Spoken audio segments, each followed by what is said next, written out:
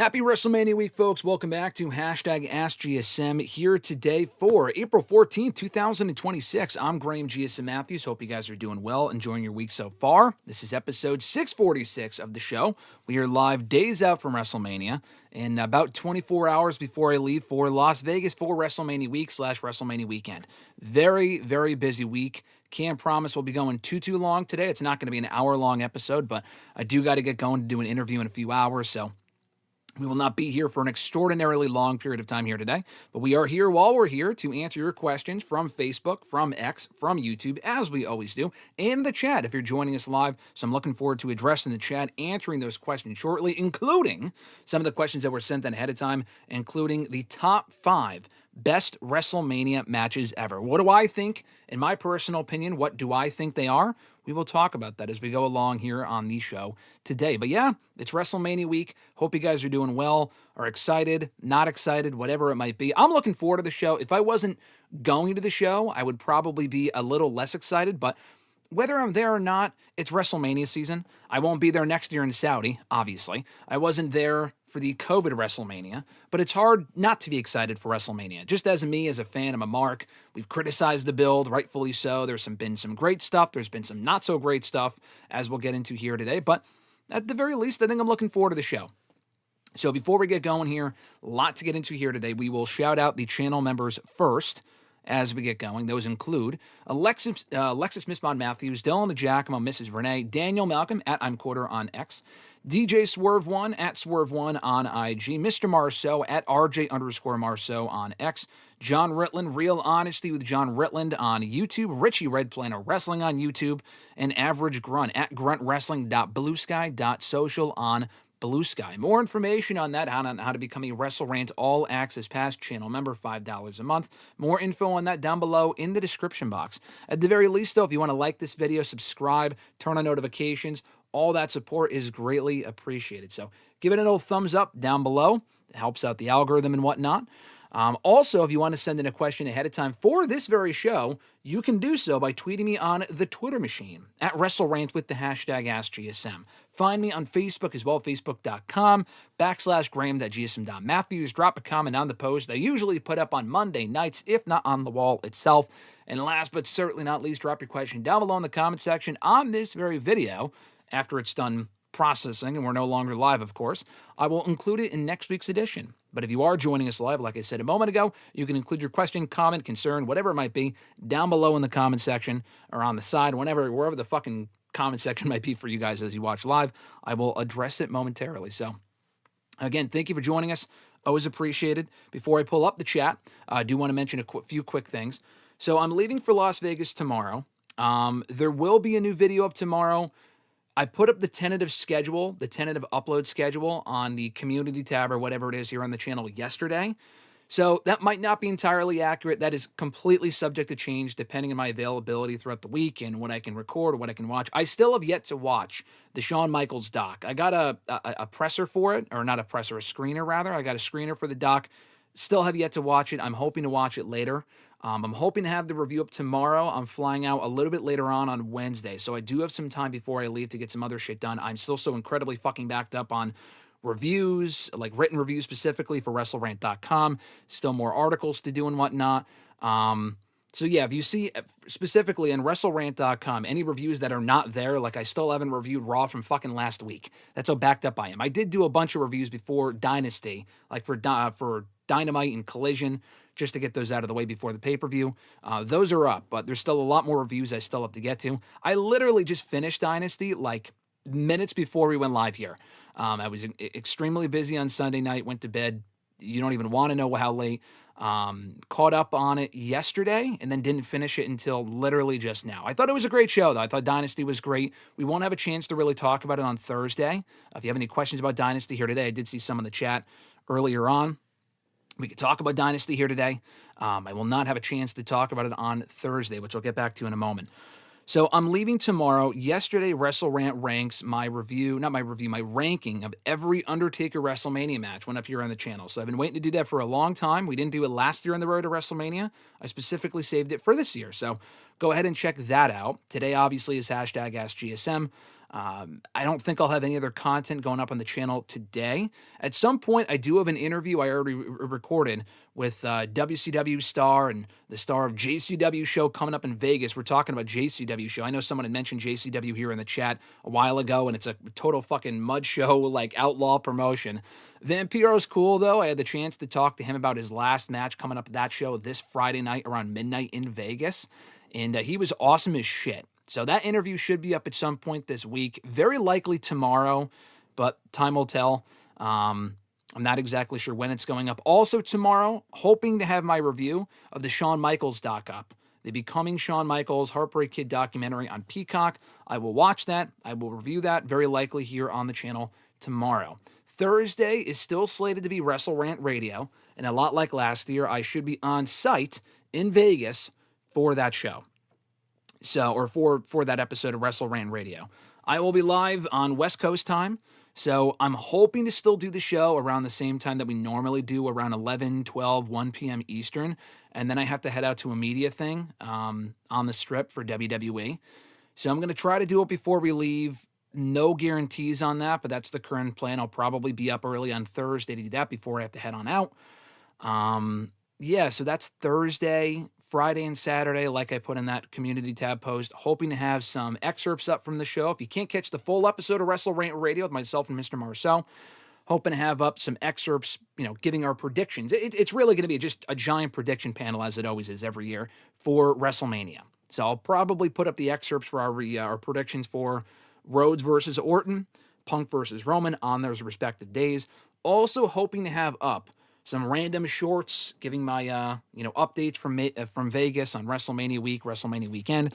So if that sort of stuff interests you, like an ongoing vlog of sorts, if I have the fucking mental capacity to do it and I have the time, I'm hoping to have the chance to do some of those as well while I'm in Vegas.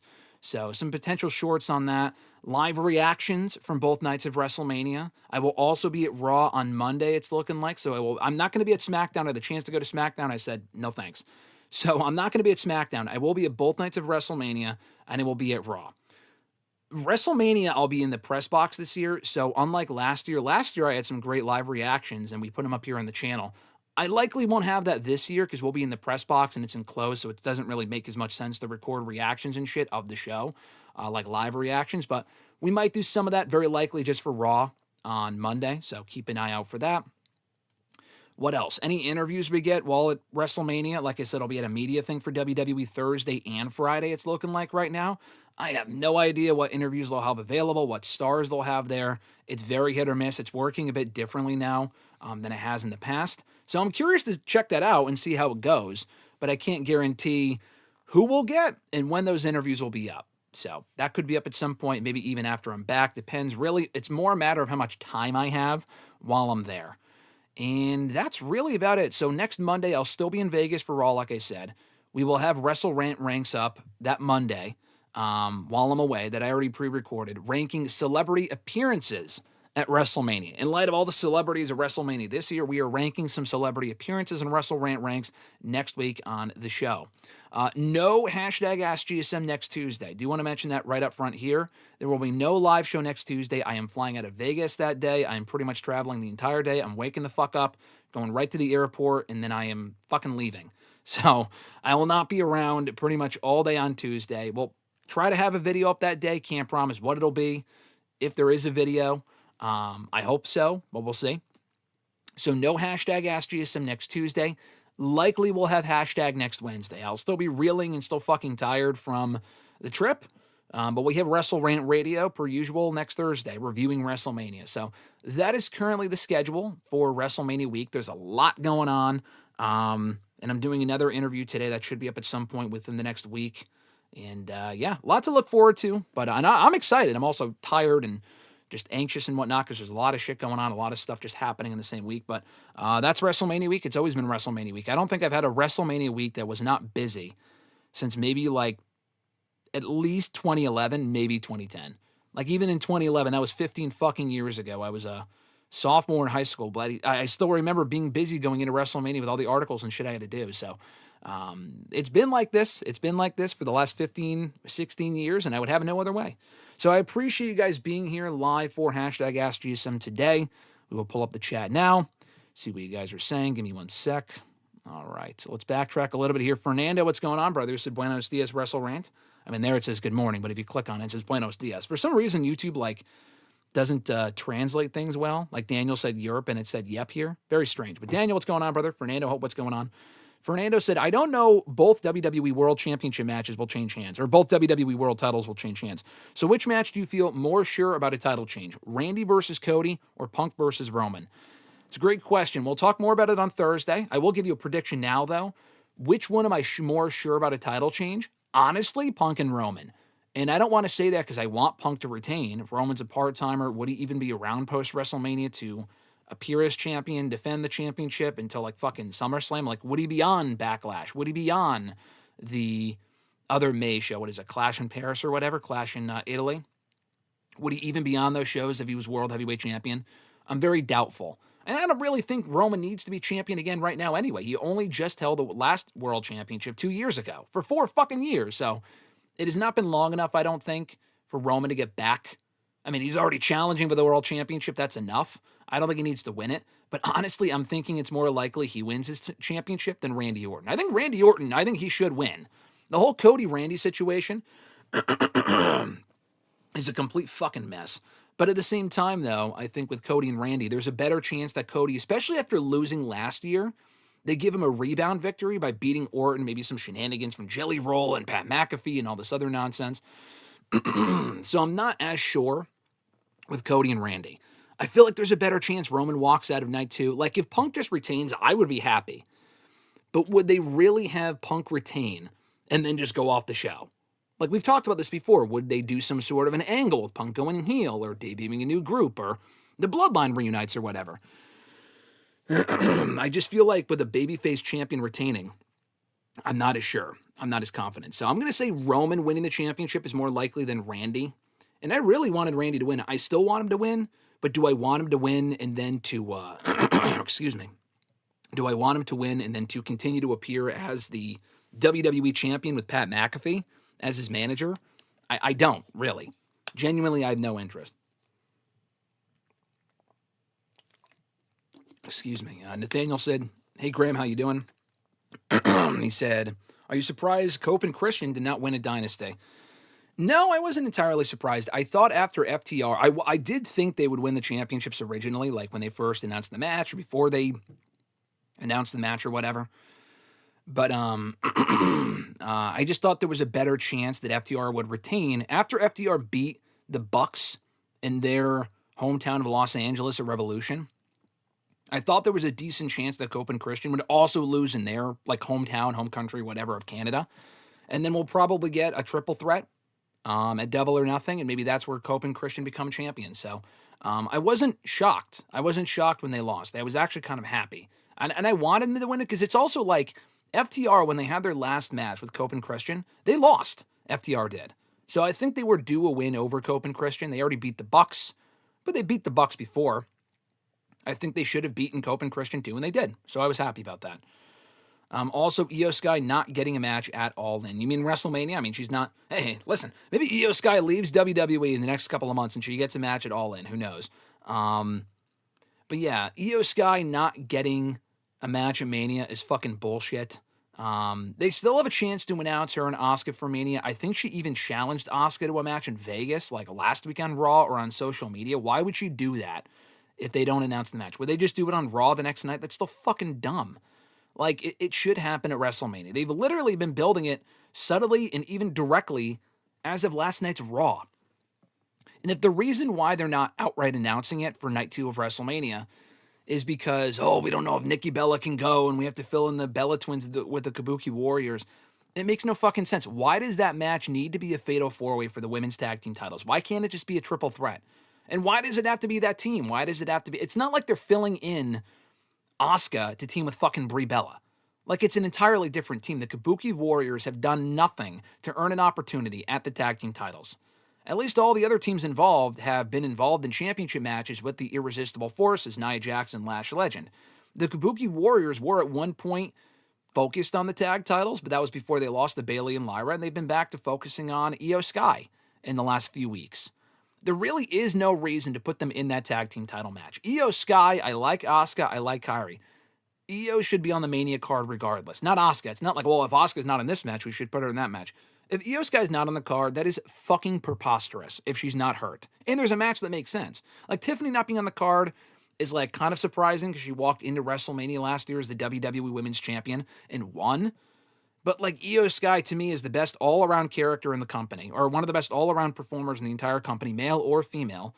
She also walked out of WrestleMania last year, still Women's World Champion, and is also just a better wrestler, and it makes more sense for her to have a match at Mania because she has an ongoing rivalry with Asuka rather, that has yet to be resolved. Tiffany really isn't doing anything. She faced Julia 3 weeks ago, and fucking lost. I mean, there really is no match for her at WrestleMania. Julia also is not a priority. I like Julia. Her booking has sucked. Julia's booking has sucked on the main roster in WWE.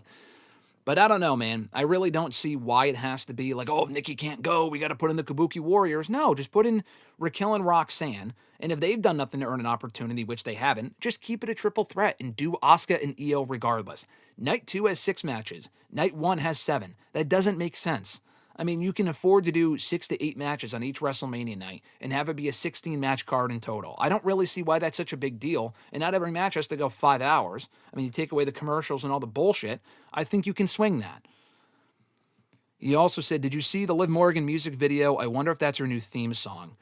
I did see the music video. I wasn't really on social media much yesterday because I wanted to avoid Dynasty spoilers because I didn't catch it live, but I did catch that. Because I think Eric asked me, like, he dropped a comment on the post yesterday saying, did you see the Liv Morgan song? I did. It's not good. I mean, she's not a singer. I like Liv. I mean, I appreciate the creativity. I thought visually it looked cool. I thought the music video itself looked cool. If I was just listening to that on Spotify with no visual, it's not as cool. I think the song kind of sucked, but also what would you expect? She's not a singer. So if that's her theme song, okay, I guess. I mean, it's not really theme song material to me. It's not really, I don't know. I like her actually. I actually like her current song, even though it doesn't have any lyrics. It's one of the more, and maybe it's not a great song, but I think it fits her well. I don't know. I like her current theme. I wouldn't give her the lyrical version. It kind of sucks to me, but just my opinion. But good for her for doing it, though. Fernando's top 5 Mania matches include Randy Savage and Ricky Steamboat, Shawn Michaels and Kurt Angle, Bret Hart and Stone Cold, the first Taker and Shawn Mania match, and Shawn and Bret Iron Man match. That's a very interesting top 5, and quite honestly, we'll get to my top 5 later. It doesn't look drastically different than yours. There's at least one of those matches I would take out, maybe 2, but we'll talk about that later. Let's see. Nathaniel also said, how would you feel if Pat McAfee interferes in Punk and Roman? Fuck no. It's bad enough he's going to get involved in the Night 1 main event. Keep him the fuck away from Night 2. I mean, the build for Punk and Roman largely has been great. I know they've been involved with each other and Punk's talk shit. I hope they didn't do that because it's like Punk's going to get, or McAfee's going to get involved and like help Roman win. That would just be awful. No thanks. Fernando said, your favorite wrestling event I've ever seen in Vegas. In person, or are you talking about like I've watched in Vegas? So I've been to a few shows in Vegas. I was at the first ever Double or Nothing. If you're talking about the first show, like the best shows I've seen in person in Vegas, it would be, or are you not talking wrestling shows? Are we talking something else? If you're talking wrestling shows, the answer would probably be Double or Nothing 2019. That was my first time in Vegas. Not a great experience overall, but the show itself was a lot of fun. I was there for SummerSlam 2021, which overall was a mixed bag of a show, but had some great moments on it. I was there for Mania last year, both nights, and Raw. I thought Raw that night was one of the best post-WrestleMania Raws in years. That was a great time. Far better than Mania itself, which was a mixed bag as well. And that's about it. As far as best shows I've seen that have happened in Vegas, if that's what you're asking, which I don't think it is, but I'll answer it anyway, it might still be Double or Nothing, because they did do Double or Nothing from there a few different times after that. And it wasn't as good as the 2019 show, I don't think. I don't know. I mean, WWE or Punk did his pipe bomb from Vegas in 2011. That episode of Raw was memorable for that. I remember their 2016 pay-per-view, actually. Their 2016 Money in the Bank pay-per-view was in Vegas. I love that show. I wasn't at that show, but that's a great show. I really like that Money in the Bank show overall for some of the undercard matches or whatever, but the overall bigger matches on that show were fantastic. So that also is among my favorite shows to have happened in Vegas, even though I wasn't there. My favorite Mania opener is also a great question. It might be Rollins, Miz, and Balor from 34. I mean, the best is probably Brett and Owen from 10. But I wasn't like watching wrestling for that, so I'm not as like nostalgic for it. I mean, it's an amazing match, but like, it's not my personal favorite. Your question was my favorite. It might be Rollins, Miz, and Balor, either that one or maybe Bryan and Triple H from 30, because it tied directly into the main event. The video package was incredible. Technically didn't open the show. It was the Stone Cold Rock Hogan promo that opened the show, not that match, but first opening match, it was that. Yeah, probably those two would be my favorites. Ray and Eddie's another great one from WrestleMania 21. Fantastic match. AJ and Shane. I don't know if it's underrated. I think a lot of people regard that as AJ Styles' best WrestleMania match. That was in 2017. That was my first WrestleMania. I thought that was a great match. I already mentioned 2018. 2019, the first match was Rollins and Brock. I was there for that. That was a fun moment. I mean, honestly, my answer would probably be Io, Bianca, and Rhea. How could I forget? That opened Mania Night 2 last year, and that match was tremendous. That match was so fucking good. So, actually, my answer is probably that. Give me back shots, Solid Monster. What's going on, brother? He said, I like Solo Sikoa, mainly when he brings out his comedic side. But I believe the MFTs only exist, the only reason they exist, is to give Solo TV time because they don't trust him with a solo, no pun, run. Atrociously boring faction. Yeah, I've said this before. I like the makings of the MFT. I'm not going to buy a fucking MFT t-shirt. I think their booking has been awful. I don't know if it's just a lack of chemistry. Like, on paper, it looks like a cool group. Like, I like the Tongans. Tala Tonga's in there. I like JC Mateo. I like Solo. I like everyone involved in the faction.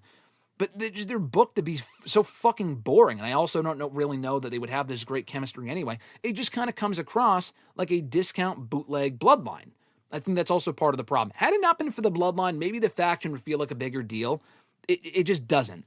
But I feel the same way that you do. It might be because they don't trust Solo on his own. And honestly, I think the next best thing to try with Solo Sikoa, they had him as a henchman, they had him as a bodyguard, and then they moved him into like a focal point role in the Bloodline and now in the MFTs.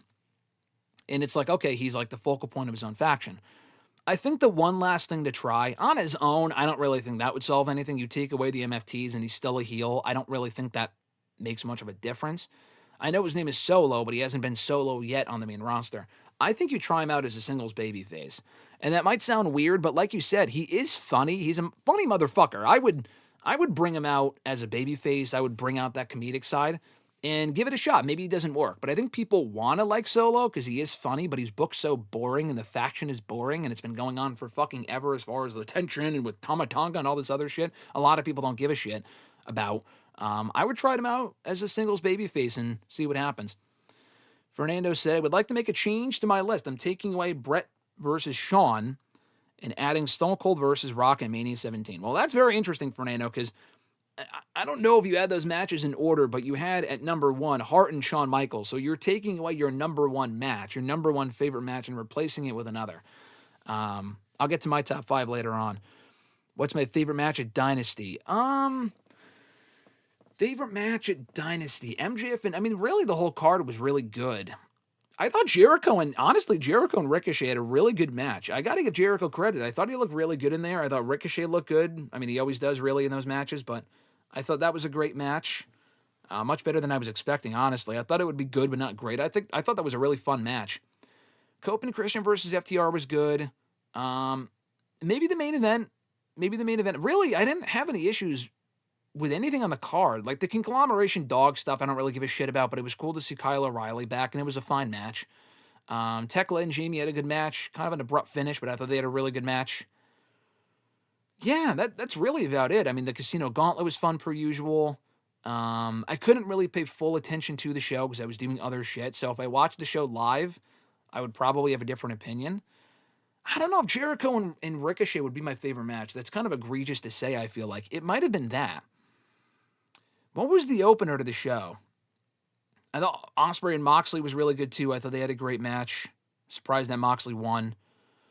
Yeah, I don't know. What was the opener to Dynasty? I won't get to the comment until later on if you guys send it in the chat. I don't remember. But overall, I thought it was a good show. Eric, what's going on, brother? He said, I'm so sorry I didn't get the notification. You didn't miss anything. We just started a little while ago. I mean, 28 minutes ago, but we really just started answering the chat in the last few minutes. The Canadians had a very bad night at Dynasty. They did. Speedball didn't win. Cope and Christian didn't win. Omega didn't win. I don't think they had... Did they have any Canadians win? Is Kyle O'Reilly from Canada? I feel like he's fucking Canadian. If he's Canadian, then they had not a completely terrible night. At least they had that. I feel like he is from Canada or he lives in Canada. I don't remember. Well, Jericho won too. So, I mean, really, they didn't have an entirely terrible night. A lot of them lost, but there were some Canadians that won. At least one of them did in Jericho. And maybe Kyle O'Reilly, if he's from Canada. Nathaniel said, I think CNC can win the tag titles at All In or Double or Nothing. I agree. That's what I said as well. I believe the same thing. Jordan B, what's going on, brother? He said, can't stay too long, but it's crazy that Vikingo turned heel because he beat Alberto Del Rio for the AAA Mega Championship. Yeah, isn't that fucking crazy? Isn't that wild? I mean, and not the fact that Vikingo, like, so what he means is, if you don't really understand, like, why is that a big deal? He's saying because Del Rio was so beloved in AAA. Like, they treated this guy like his Stone Cold Steve fucking Austin. And I know that because I had publicly shit on the thought of Del Rio, like WWE bringing him in or whatever. When AAA was bought by WWE last year, Del Rio was the AAA Mega Champion. They took the belt off of Del Rio pretty fucking quickly on an untelevised show that WWE did not televise on any of their platforms. So they have not acknowledged Del Rio at all. They do not want to touch him with a 10-foot pole. And I don't blame him. That was before his latest domestic abuse charge. So what he's saying is that it's wild that they love Del Rio so much down in Mexico that Vikingo had to turn heel because of it. And again, I know this firsthand, not because I've been to those shows or I've spoken extensively to people that are watching the AAA product, but I shit on the idea that WWE, like, why would they want to bring him back? This guy's toxic, to steal a word from Kit Wilson.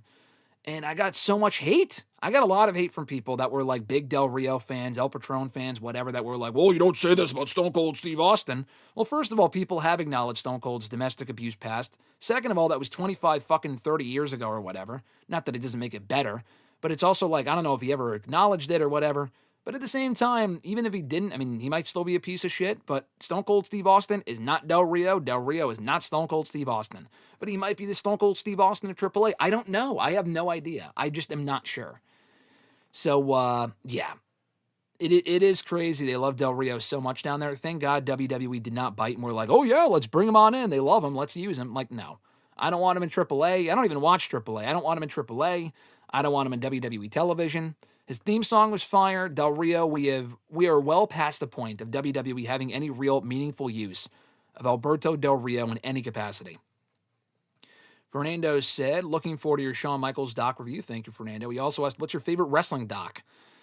The Ultimate Warriors I love. I love the Ultimate Warriors. They put, not the self-destruction one they put out 20 years ago. I'm talking like, they did one right after he died that is still among my favorites. Even if not my favorite, it's among my favorites. I have a little list on Letterboxd of my favorites, but that one is up there. I think it's called Always Believe. They put it out right after he died in 2014. I thought that one was phenomenal. That one, the Hardy Boys one they did on the WWE Network. It was a 24 special they did in 2017. I think it was right. Or no, 2018? I think it was 2018. I think it was 2018 they did the doc on him. Incredible doc on the Hardy Boys they put out that year. That one was very well done. CM Punk's doc, his DVD set from 2012 I love. And also the Edge one. They did Edge, the Second Coming, like the Second Mountain or whatever it was in 2020, right after he returned to the ring. I think they put it out around WrestleMania week, actually.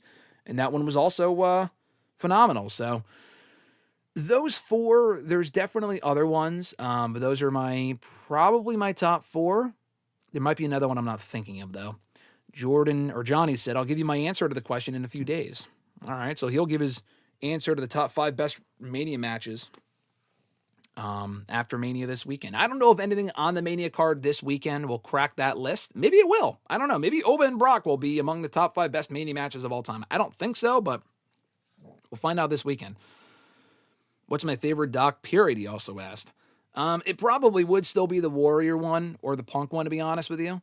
But you know what, though? I said this, I was just thinking this, because last night we finished, before Raw, Alexis and I, we finished The Last Dance. Now, I've already seen the documentary. I know it came out in 2020. It took me years to finally watch it. It was on my watch list for a long time. I had a lot of hype when it came out during COVID.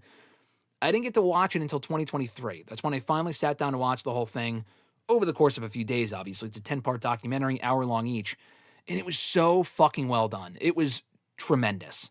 I fell in love with it then, and then I fell in love with it again, watching it back for the last month on and off with Alexis for the first time. I thought it was just so well done. I don't know if that's my favorite documentary. I don't think it is, but it's up there. Honestly, it's a 5-star doc. It is an incredible piece of business.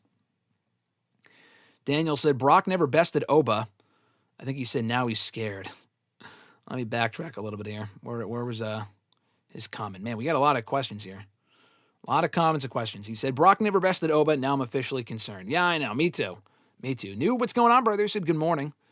Fernando said, have I ever attended any huge Mania parties? Yes. So I started watching wrestling in literally today, actually. Today's my wrestling fan anniversary. April 14th, I watched my full episode of Monday Night Raw. April 14th, 2008. I became officially a wrestling fan, if you want to consider that date of my first day of my fandom. So I just missed WrestleMania 24. I wanted to watch 24 before I realized that it was on pay-per-view and you had to pay for it, so that didn't happen. I didn't watch it until years later. WrestleMania 25 was my first WrestleMania as a fan officially. I couldn't watch the show live. I watched it in a live chat, like not watch the show, but like followed the live coverage in a live chat on WWE's website because I was grounded that day, so I couldn't watch the show at my friend's house. I did go to a friend's house at the time to watch 26. I just watched it with him. For the next few Manias, I think for Mania 27, that same friend didn't buy WrestleMania, so I had to kind of figure something else out, and we went to a family friend's house instead. So I did that. We went to a Mania party, not with people I really knew. It was a family friend that had bought the show or whatever. We did that for Mania 27, 28, and 29. 30 I watched by myself in my dorm, actually, in college, because I didn't really know anyone that was a fan at the time. I did know RJ, but I met him weeks earlier, and maybe we would have watched it together, I'm not sure, but he went to Mania that year. That was his first WrestleMania, so we didn't watch that together. I watched that one pretty much by myself. Someone from down the hall did come in and watched, I think maybe the Taker match. I think, maybe. I know someone from one of the dorm rooms nearby came by to watch the Taker match. But yeah, that was that, so I kind of watched that alone. WrestleMania 31 and 32, we had a watch party for that at Mr. Marceau's dorm in 2015 and 2016. 2017 for WrestleMania 33, I was there.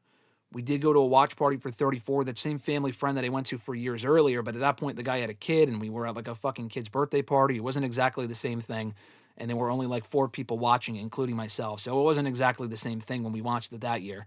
39 I was at. And 36, or not 39, 35 in 2019 I was at. 36 in 2020 was obviously COVID, and I've been at every Mania since then. So, yeah, I've been to a couple Mania watch parties. They're always fun. Eric said he's leaving for Vegas Wednesday night. All right, cool. If you are in the area, my friend, be sure to let me know, Eric, if you'd like to, if you're going to be in the area. I'll be on the strip all weekend, so maybe we'll run into each other. We'll see. Fernando said no live stream next Tuesday. We'll be doing it next Wednesday. Not Tuesday, but we will be very likely live next Wednesday. That's typically the case whenever I go away because I'm pretty busy on the Tuesday or just traveling, as they will be next week. Jordan said, also, I wonder how the people that came out on you for not wanting Del Rio in WWE anymore are going to try to defend him after his recent arrest. There you go. Literally, I just talked about that. I know you sent that in before I was talking about it. I'm just seeing it now. But yeah, seriously, people were fucking coming for my head for wanting Del Rio not in WWE. I mean, these people are just unhinged. I mean, when people like a certain wrestler, they will do anything to bend over backwards to defend them. And it's like, well, you didn't say that about Stone Cold. You didn't say about this. Okay, well, first of all, you don't know what the fuck I said.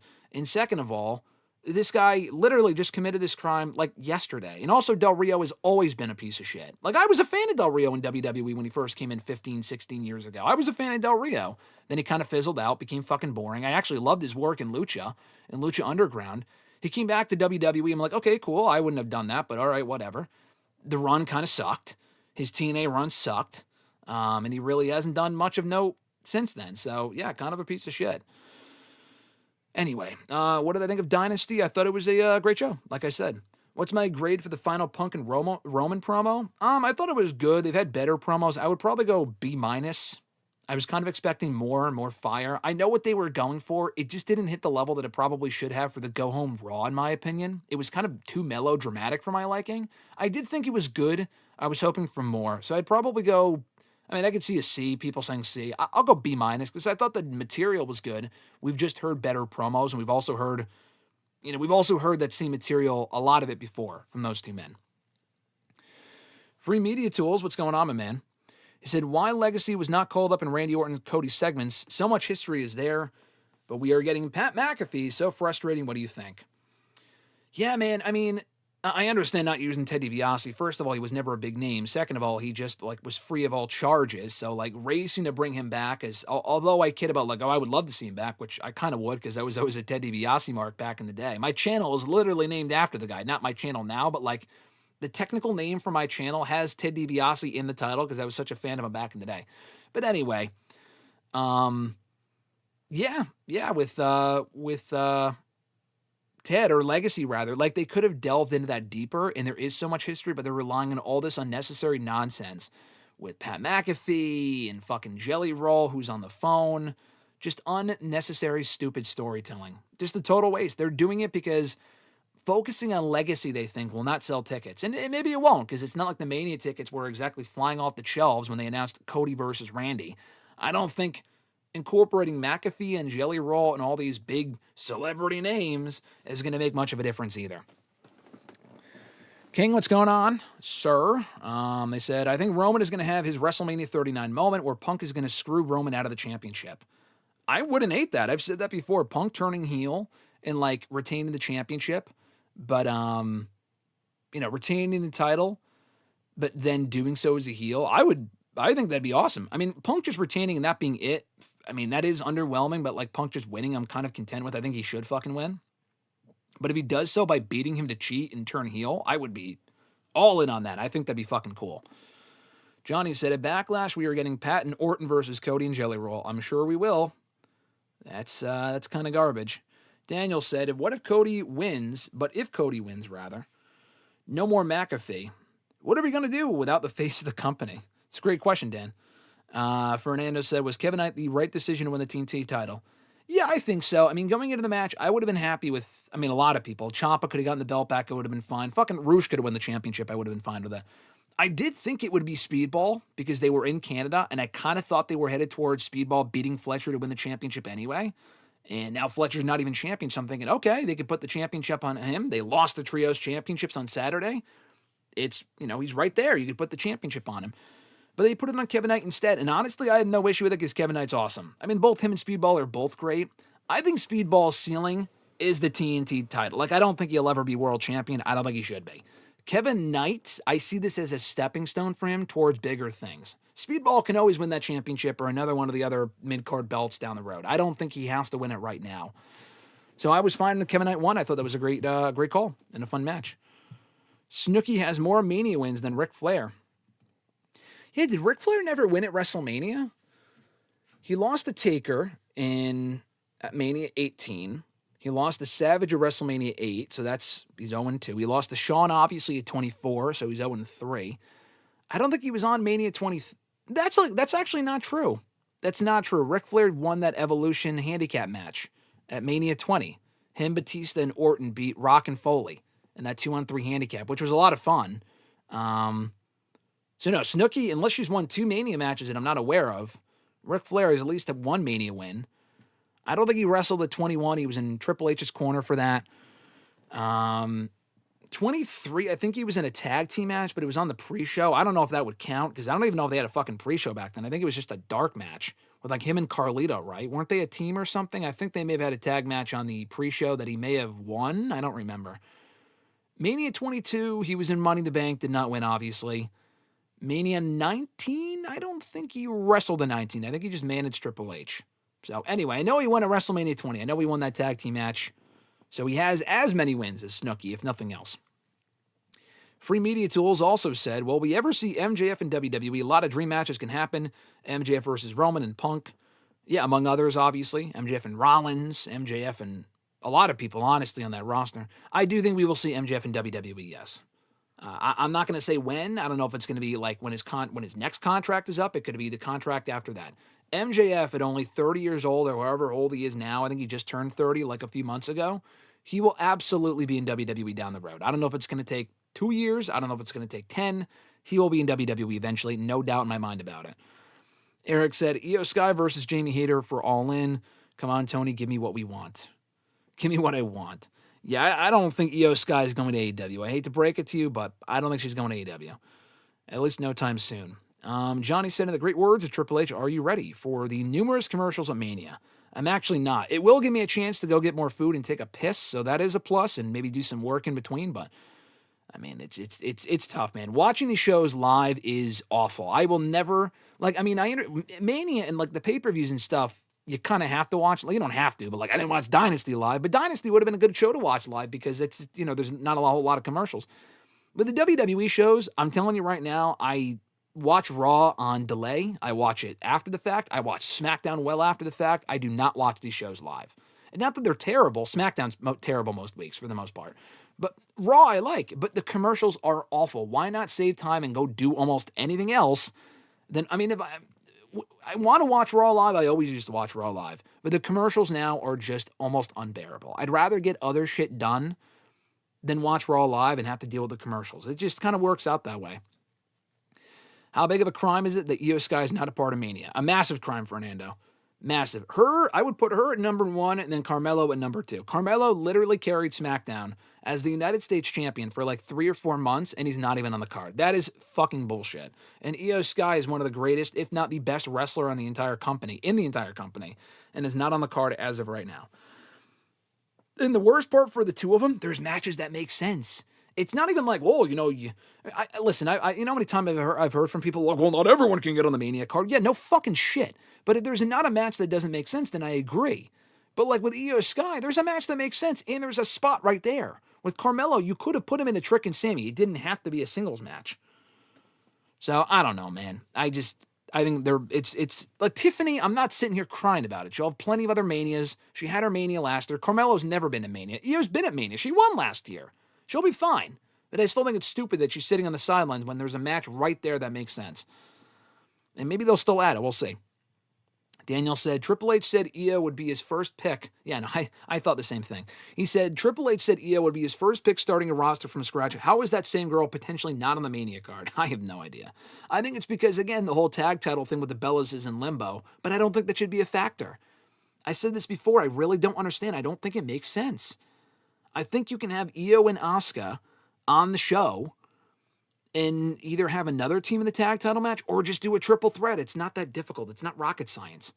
Johnny said, what did you think of the latest episodes of Daredevil, Invincible, and The Boys? I thought they were all great. I thought Daredevil's episode last week was crazy. That ending was awesome. Invincible's latest episode was great. The episode of Invincible before that was amazing. I thought the 2-episode premiere of The Boys was also great. The ending of that first episode of season 5 was crazy. It's a fucking great it's a great era for TV right now. It's a lot to keep up with. But like, I watched Maul too. We finally caught up on Maul. I thought that the first 4 episodes of that show have been really good.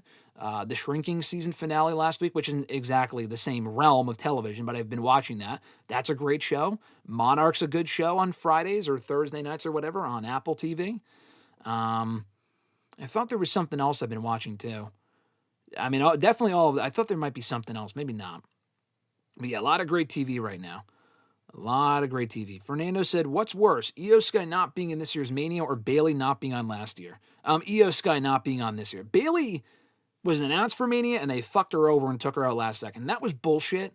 But Io Sky, I mean, I like Bayley, but Bayley is not as overall as good as Io. Io's just an overall better professional wrestler. She's more over even now and even then. Bayley not being on last year pissed me off, also just being a Bayley fan. But Io Sky not being on this year when there's a match that makes sense. At least the Bayley thing, they wrote her out from Becky and they announced that Becky was the one who attacked Bayley. Like, at least that made sense. This doesn't make sense. Fernando said, I knew the Bellas were going to ruin something for us. Io versus Asuka. I'm not blaming the Bellas. I mean, Nikki Bella's hurt. I don't really see why her potential injury should have any effect on that match, though. Johnny said, how long do you think Triple H is going to talk during both nights of Mania? Hopefully not too long. He'll probably open at least one of the nights. I have It's just like, it's not necessary. We don't need to have Triple H or Stephanie out there or God knows who else. Even if it's fucking Stone Cold, like, it'd be great to see him. But like, these people really need to be out there to welcome us to WrestleMania? Just get to the fucking matches. At this point, like, it was cute at one point, but we see it so often with these shows. I'm just not interested. Fernando said in person with the whole Vegas thing. So yeah, best show I've seen in Vegas in person probably would have been Double or Nothing 2019. How surprised was I when Will Ospreay lost? I wasn't that surprised. I was surprised, but I wasn't shocked because he literally pinned Moxley in that tag match on Dynamite. I'm like, okay, if they're having him pin Moxley on Dynamite days before the show, Booking 101 says he's losing. And yeah, they had him lose. Honestly, I was more shocked that Ricochet beat Jay. If you talk about shocking outcomes, I was more shocked than anything. Oh, no, wait. Actually, I take back what I said earlier. Jericho lost. I said Jericho won, at least one Canadian won. No, Jericho lost too. I forgot about that. That shocked me more than anything when Jericho lost to Ricochet. That really surprised me. I'm not complaining necessarily. I'm just surprised they did that. Eddie versus Ray, underrated Mania opener. I agree, Daniel. One of the most underrated Mania matches of all time. I did a list, actually, of most underrated WrestleMania matches last week for Bleach Report. Check it out. That match is on there. Rank the Manias I've been to in person. Oof. I don't want to be here all day, so I'll try to keep this brief. The weakest Mania I think I've been to in person. I've been to, let's see, I was at 37, 38, 39, 40, 41. That's 5. I've been to 7 Manias. 5 with media, 2 as a fan. Strictly as a fan. The last 5 Manias were all better than 33 and 35. So the worst Mania I've been to, 33 had that amazing Hardy Boys return. There's not a whole lot else on that show that's like amazing. 35, I just didn't like because it was just so fucking long. It was just too long. 35 wasn't bad though. 35 was decent. 33 was my favorite. It was my first Mania, so I think I enjoyed that one more. So I'll put that above 35. I'll go WrestleMania 35 at the bottom, then 33. As far as the 5 Manias in the last few years, 37 I'd probably put at the bottom. 37 was a really good show, but like it was the first one coming out of COVID. It was kind of a mess, but it was still a pretty good show. I'd put 37 at number 5. I would probably put 41 at number 4. And then 38, 39, 40. I'd put 38 at 3. And then of 39 and 40, I'd probably put 39 at number 1. The booking decisions on night 2 were questionable. But overall, I think that was one of the best WrestleManias of all time. Even more so than 40. 40 had some great shit on it, but I think 39 was even better than 40. 40 had better finishes. 39 had better matches overall. So I'll go 39, 40, 38, 37... or 41 rather, then 37, then 33, and then 35. That's how I would rank all the Manias that I've been to so far. Austin refusing to tap at the sharpshooter is the best moment. Yeah, that's the all-time Mania moment, really. Or aside from Hogan and Andre. I think Hogan slamming Andre is the Mania moment. The Austin Brett one, I would put at number 2. How would you rate the Authority angle from 2013 to 2015? Not very high. I fucking hated the Authority. It really dragged down the product for a very long time there. How would I rank it? Probably like a C, D. I mean, it was terrible television. Aside from that initial turn at SummerSlam, which was the peak, it was awful literally maybe a week or 2 later. The rest of 2013 was terrible. They turned a negative into a positive with the road to WrestleMania in 2014 with Daniel Bryan fighting with the Authority. That was awesome television. That was great. But then they went right back to the Authority right after WrestleMania. It was almost like as if they never left. So the rest of 2014 kind of sucked. 2015 had its moments, and they were still fucking around. I mean, Rollins being champion was cool, but like a lot of the other Authority shit was garbage, and they were still around even in early 2016. I don't know. Just a lot of the Authority shit was just awful. Will LA Knight shine this weekend? I don't think so. I mean, maybe. I think honestly, the biggest star in that 6-man tag team match will probably end up being ISHO Speed. Like, I feel like he'll get a lot of the shine. LA Knight hopefully will win. But I could see, like, the Usos turning on LA Knight and making him look like an even bigger loser than he already is. But, no, I think, honestly, the focus will be on ISHO Speed. Maybe LA Knight. I don't really think this is his weekend to shine, though, unfortunately. Speaking of LA Knight, Free Media Tool said, will we ever see LA Knight as the main man like Roman or Triple H?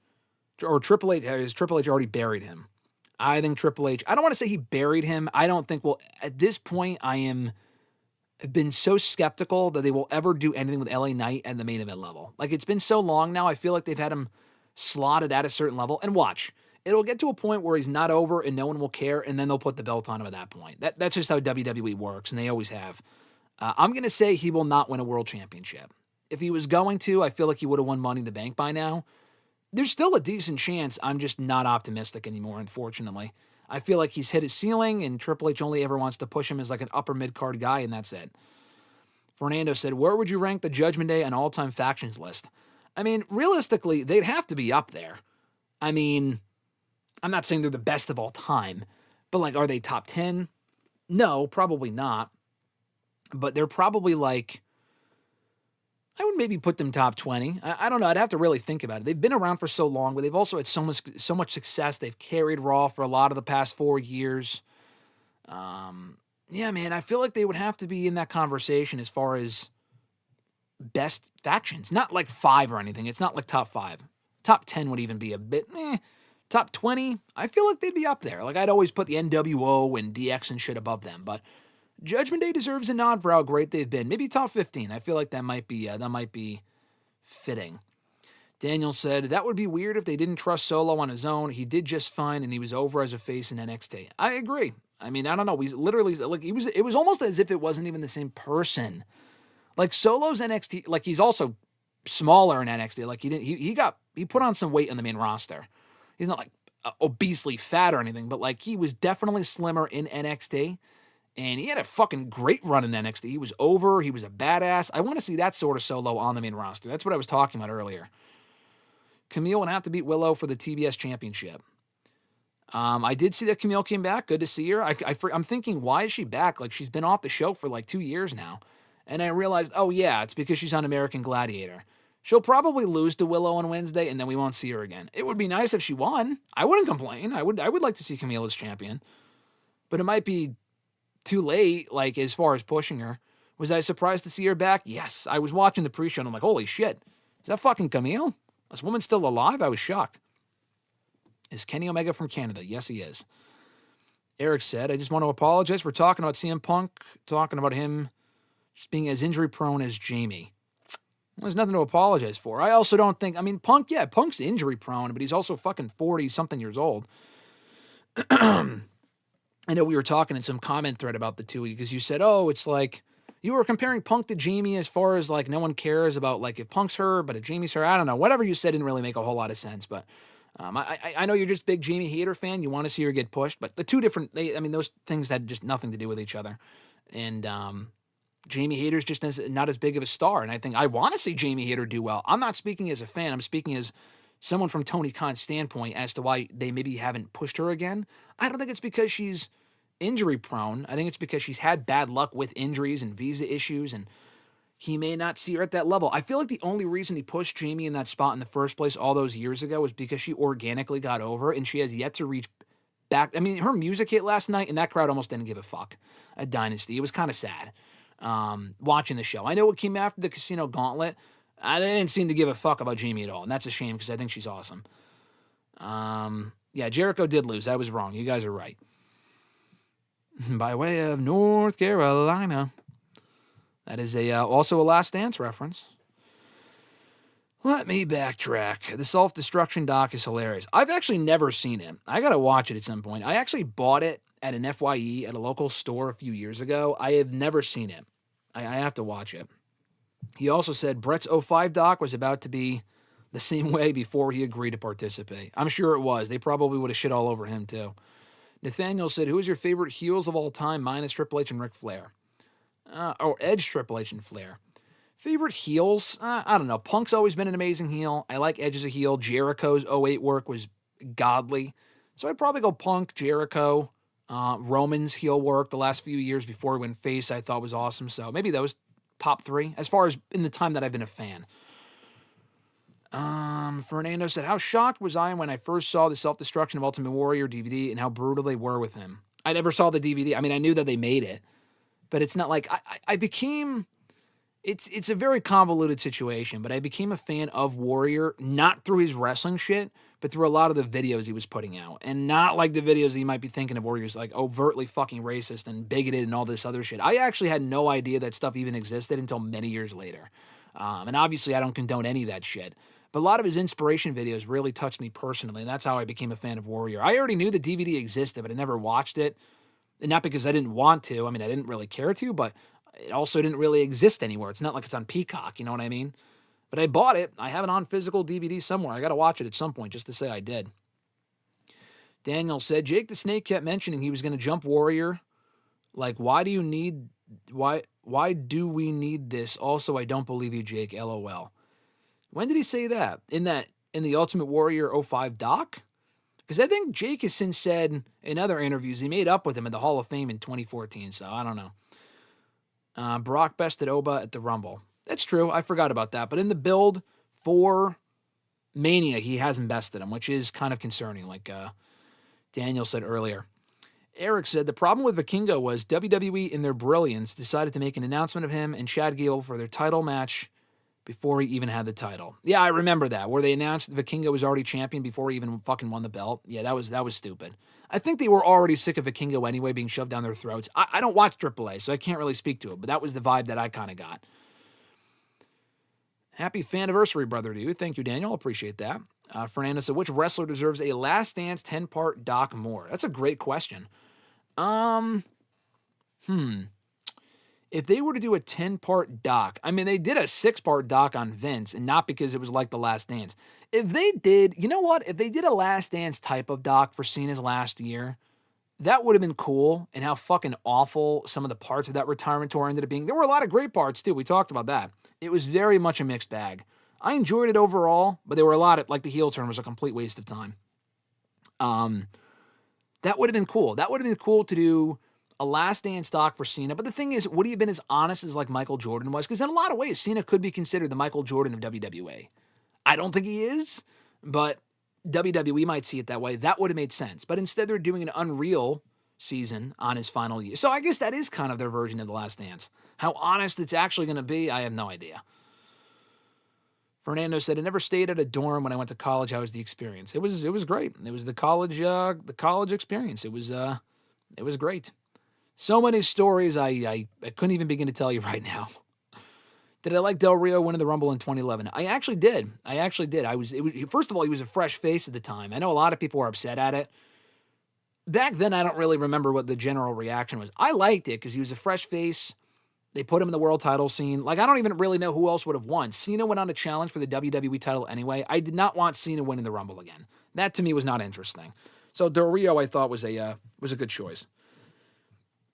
Eric said, I remember when he was with Paige/Saraya, wasn't he abusive to her too? Yeah, I think, I mean, it is very interesting. Saraya and /Paige talked about a lot in her book. She did not mention Del Rio one fucking time. And I think there's a reason for that. But yeah, he was definitely abusive towards her. There's videos of that. I mean, that was when I first started to get a bad vibe about him. Like, yeah, this guy's kind of a piece of shit. And that was 10 years ago. And she looked terrible at that point. Fernando said, what did you think of the Alberto versus Rey Mysterio feud? I liked it. I thought they had a great feud. I thought they had some funny. I read another chat by accident. I thought they had some really fun matches together. Kind of helped elevate Del Rio right out of the gate. Like, Del Rio attacked Rey. I think he beat Rey in his debut match, and that was back when Rey was pretty well protected, so that was a big deal. I thought that was a great first feud for Del Rio, and they went on to have a lot of good matches in the years that followed. Daniel said, Grant comes from money, he comes from class. Hey, that Ted DiBiase song, I mean, it was probably like Def Rebel-esque garbage at the time. I've always liked it. I come from money. I always liked that song. Do I have a Ted DiBiase favorite match or moment? I was a big Ted DiBiase fan. I liked when they used him as a babyface, and he had like the DiBiase posse or whatever on SmackDown in 2011. He came back and attacked Cody Rhodes. And because they never really like had DiBiase and Rhodes turn on each other in 2010. They kind of just went their separate ways. Orton turned on them, but DiBiase and Rhodes never really turned on each other. So DiBiase finally turned on him in 2011. I thought that was cool. I also liked when he won the tag titles in his debut at Night of Champions in 2008. I always thought that was a cool concept where he was promoting a mystery partner, and how it would be a second-generation talent, and people thought it would be Carlito or maybe this guy or that guy. It ended up being Cody Rhodes himself, who he was facing. Like, Cody was already one half of the tag champs with Hardcore Holly, and Cody turned out Hardcore during the match and joined DiBiase. I don't even really know how that worked. Cody technically faced himself. I have no fucking clue. But DiBiase and Rhodes won the tag titles together. Hardcore Holly was never seen from again in WWE. So, yeah, that would probably be my favorite Ted DiBiase moment, to be honest. His debut match, winning the tag titles, I thought that was cool. Which did I enjoy more, Woo from Ric Flair or the $1 Million Laugh? The $1 Million Laugh. I was always a big Ted DiBiase senior fan as well. I was one of the $1 Million Championship. I still do not have one. Nathaniel said, would you want Stephanie versus Becky for the IC title after Mania? Stephanie immediately going for the world title, from the world title to the IC championship seems strange to me. But, you know, I mean, I want to see that match at some point. After Mania, immediately, probably not. I think you could get more juice out of Liv and Stephanie, maybe through Backlash. But, like, Stephanie and Becky at some point, I wouldn't be mad at. Fernando said, does it ever surprise you that The Rock was never booked to win the WWE Championship at Mania? He always lost it. Yeah, he really should have won in 2000. I mean, they had Triple H retain, maybe just for shock value, because they literally had him beat Triple H for the belt the very next fucking month of Backlash. Like, how dumb is that? And that was an awful finish, too, with the whole McMahon representing every... Like, it was just stupid. It was just dumb. The Rock really should have won that match. And he laid out Triple H afterward anyway. So what was the point? Just have him fucking take the title. Yeah, so the two matches with Stone Cold, he lost. The two title matches. And then in 2000, he should have won, but he lost. And then in 2013, he lost to John Cena. So, yeah, he walked into Mania as champion, 3 times? Never walked out of Mania as champion, which is kind of crazy, like you said. Did he lose 3 Manias in a row? I guess he did, 15, 16, and 17. Didn't he lose at 14-2 to Ken Shamrock? Didn't Ken Shamrock beat him by like fucking Or no, I think he won by DQ because Ken Shamrock got DQ'd. And then in 96, he wasn't there yet, so... Or no, 14... What am I thinking of here? 15 with The Rock was 99. 98, was that the Ken Shamrock match? I think it was. 97, I think he won his match. With like the Sultan or some shit. Didn't he win at 97? But he lost in 99, 2000, and 01. 02, he did beat Hogan. And then 03, he did beat Stone Cold. So he did win a fair amount of WrestleMania matches. Just never a world championship. Am I attending the Hall of Fame ceremony? As of now, no. There are a lot of speeches I'm looking forward to. Stephanie is not being among them personally. But as of right now, I am not going to the Hall of Fame. I've gone to 2, and they were just, specifically the last one was just so fucking late. They do it so, it's at 9 p.m. on the West Coast, so it's better than in the East Coast when it was at like midnight, which was crazy. It's just too long, so I'll probably either watch live or after the fact. Johnny asked, more shocking, Vanessa or A-Train? Oof, that's a good question. I was more surprised by Vanessa. I think that, I mean, they were both equally shocking. I would say Vanessa. Noob said the whole Asuka and Io story has been on and off for the last couple of months. Yeah, it just has not been consistent, but they really should have heated it up a lot earlier than they did before just like a few weeks ago and announced the match by now. Johnny said, in regards to TV shows and movies, this year is going to be a top 10 year. Probably will be, honestly, all things considered, at least for the shows that I watch. Especially right now with all the shit airing at one time. Do I think she's going to become Darth Maul's apprentice? The main girl, Devin or whatever? Yeah, I do. I think that's the whole point of the show, but it's been a good show so far. I've been digging it. I forgot to bring this up. Deborah was heavily a part of the Rock Austin build, but didn't get to be involved in the match. Correct. You are right about that.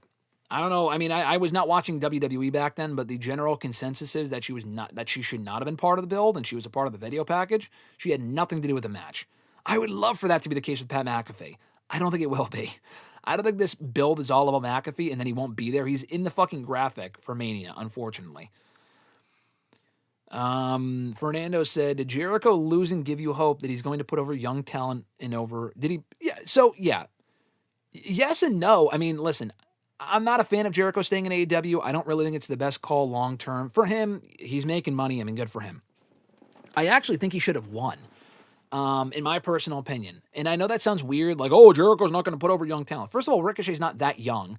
And second of all, Ricochet could absorb the loss. Ricochet, like, where are they going with Ricochet? They probably just had him beat Jericho to extend the feud. I thought this would be a one and done and they would move on.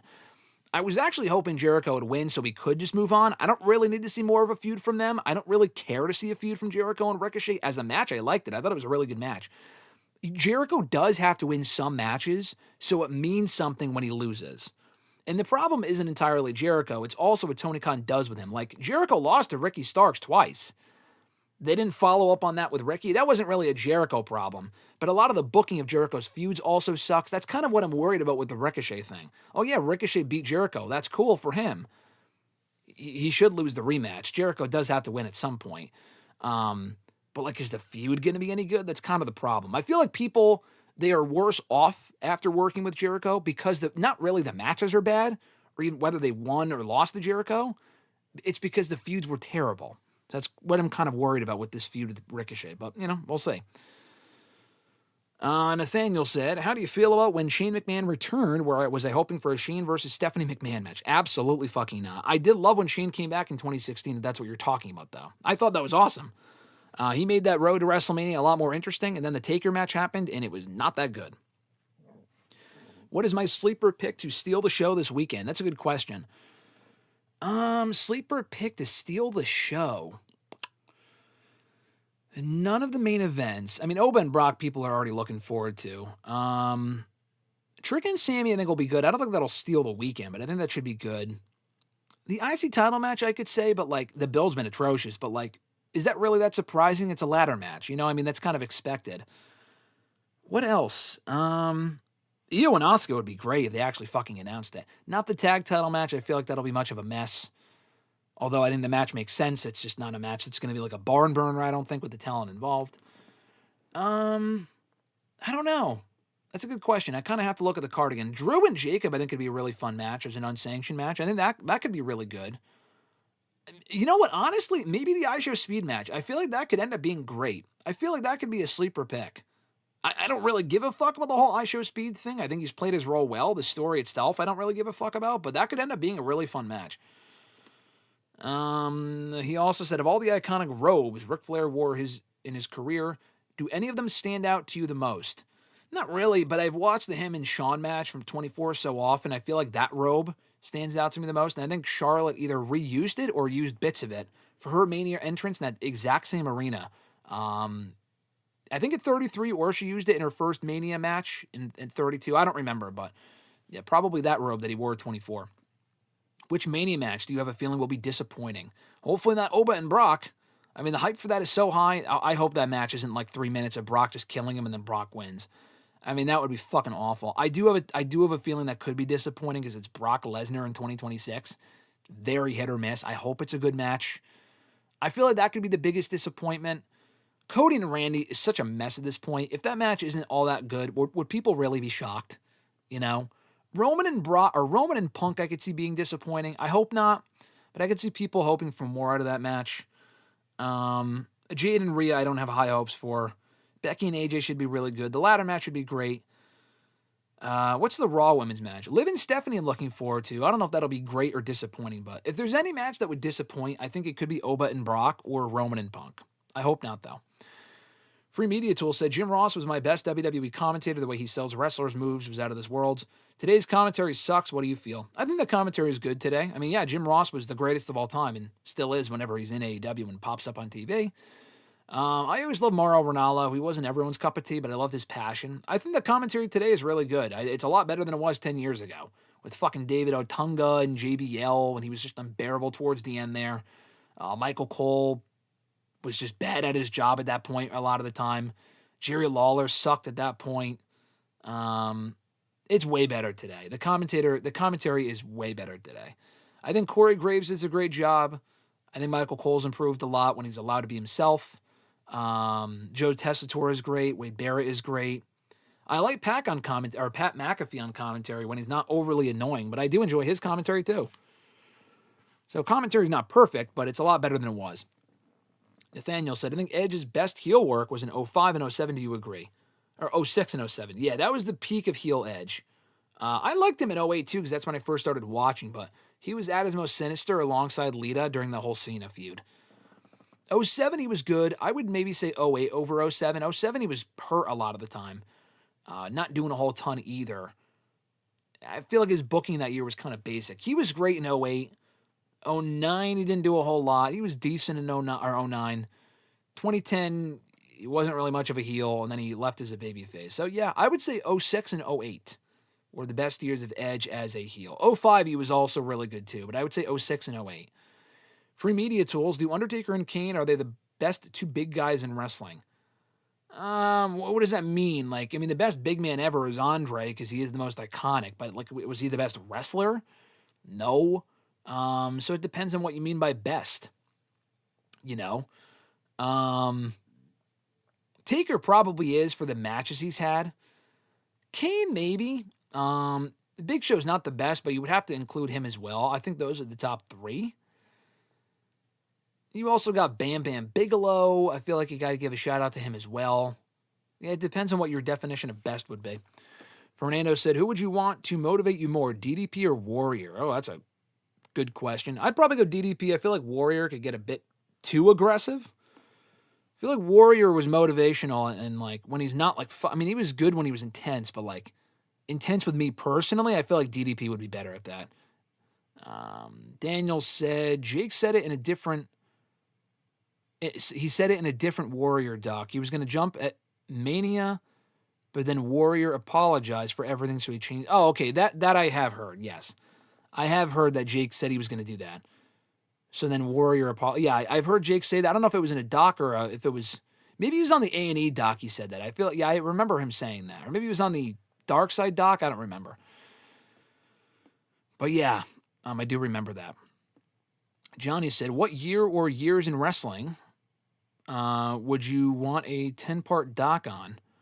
I mean, the Attitude Era would have made sense, but WWE has hammered that so much into the fucking ground that, I mean, they actually did a 10-part doc, basically, on the Monday Night Wars, but it's all from WWE's perspective. It's kind of the part that sucks.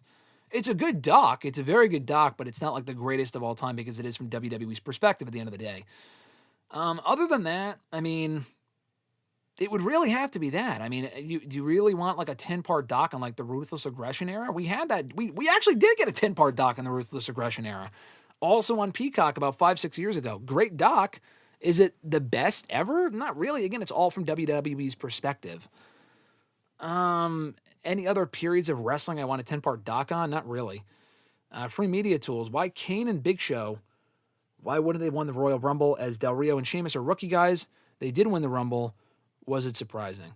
It was never the right time for Kane and Big Show to win. Big Show should have never won a Rumble. I mean, that would have been just awful.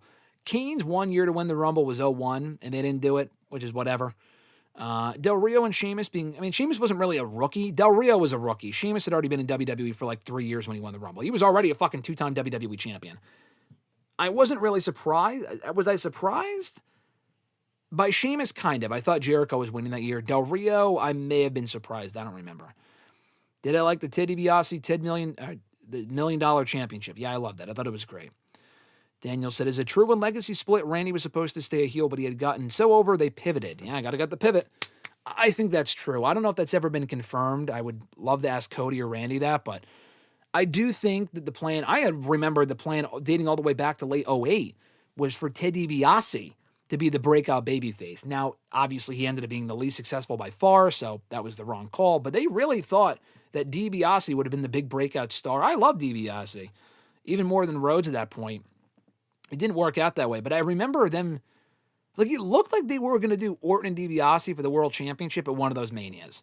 Like it looked like that's where they were going, and then DiBiase just, I don't know, they just gave up on him, or they saw like he's not really the guy. But like you said, Orton was more organically over, so they turned him instead, and that was the right call at the time. Fernando said, is AEW having its most consistent run with Dynamite in the pay-per-views right now?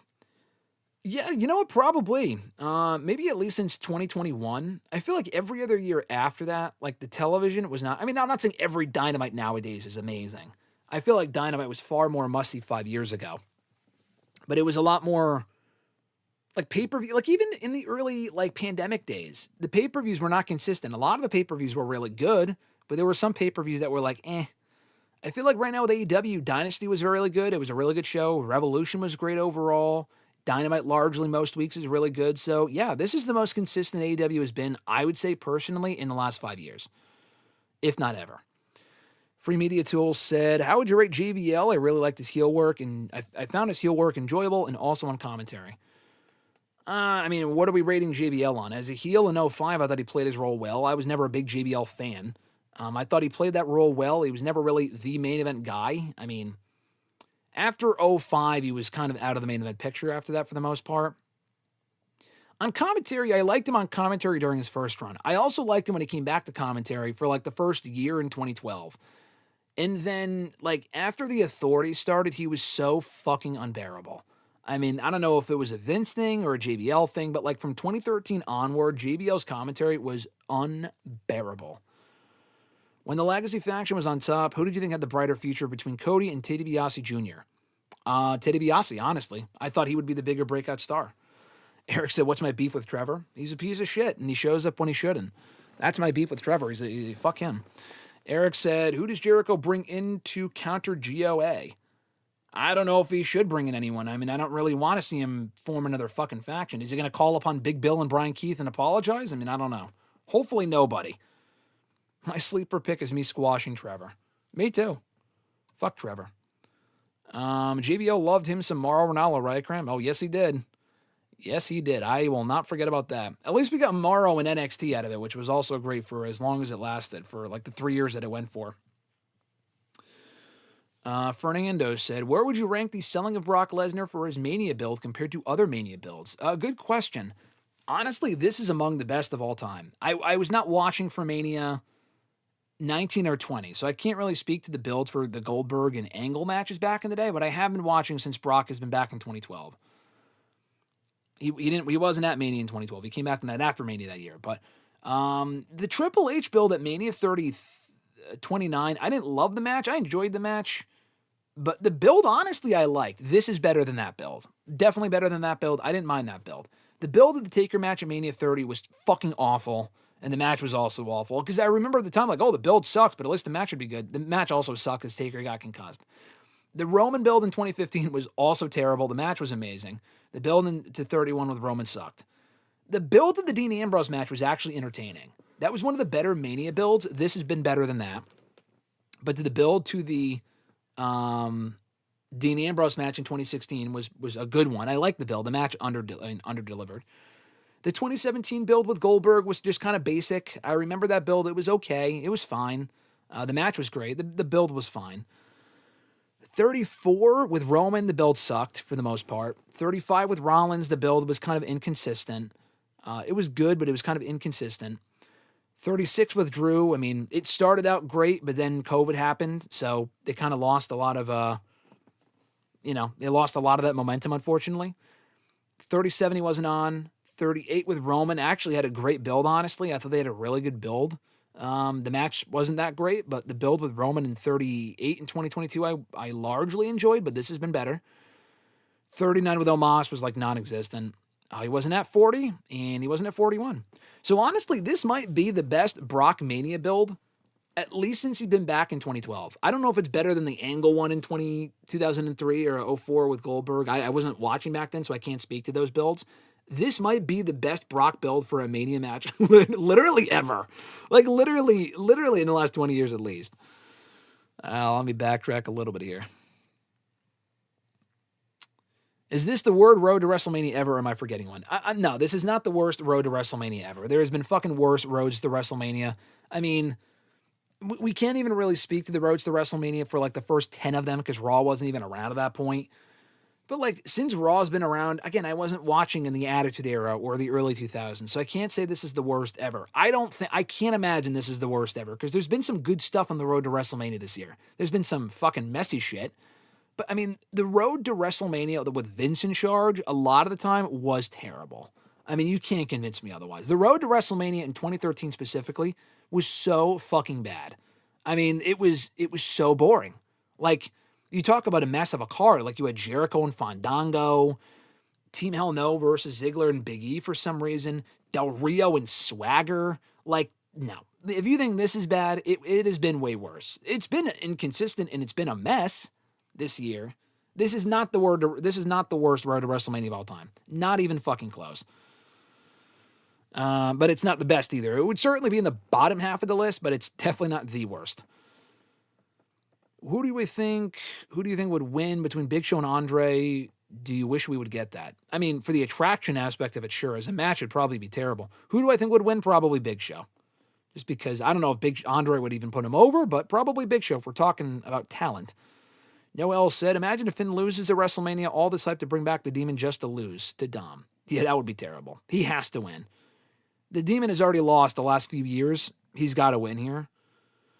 Best in-ring performer that is 7 feet or taller. Interesting question from Johnny. Who is 7 feet? I mean, aren't there only like a few people that were? I mean, Giant Gonzalez. Who else was above 7 feet? Not Taker. Who the fuck else has been 7 feet tall? Not Omos, right? Is Omos 7 feet? I don't even know. Fernando said, if AEW did a Hall of Fame in 10 years, who would you induct first if you're Tony Khan? Good question. I would probably induct first. I've heard people say Sting. Honestly, it would probably be Jericho. I mean, Jericho was there from day fucking one. He is the most pivotal name in the history of that company. Sting had a great run there, and he was pivotal to that company's success. Not as pivotal as Jericho. I mean, the easy answer would be like an Omega, because he helped form the company as an EVP, or the Bucks. It would really have to be Omega, or you know what, actually, or Jon Moxley. Jon Moxley was also very integral to their success early on. But Jericho was there even before Moxley. So honestly, I would say probably Jericho.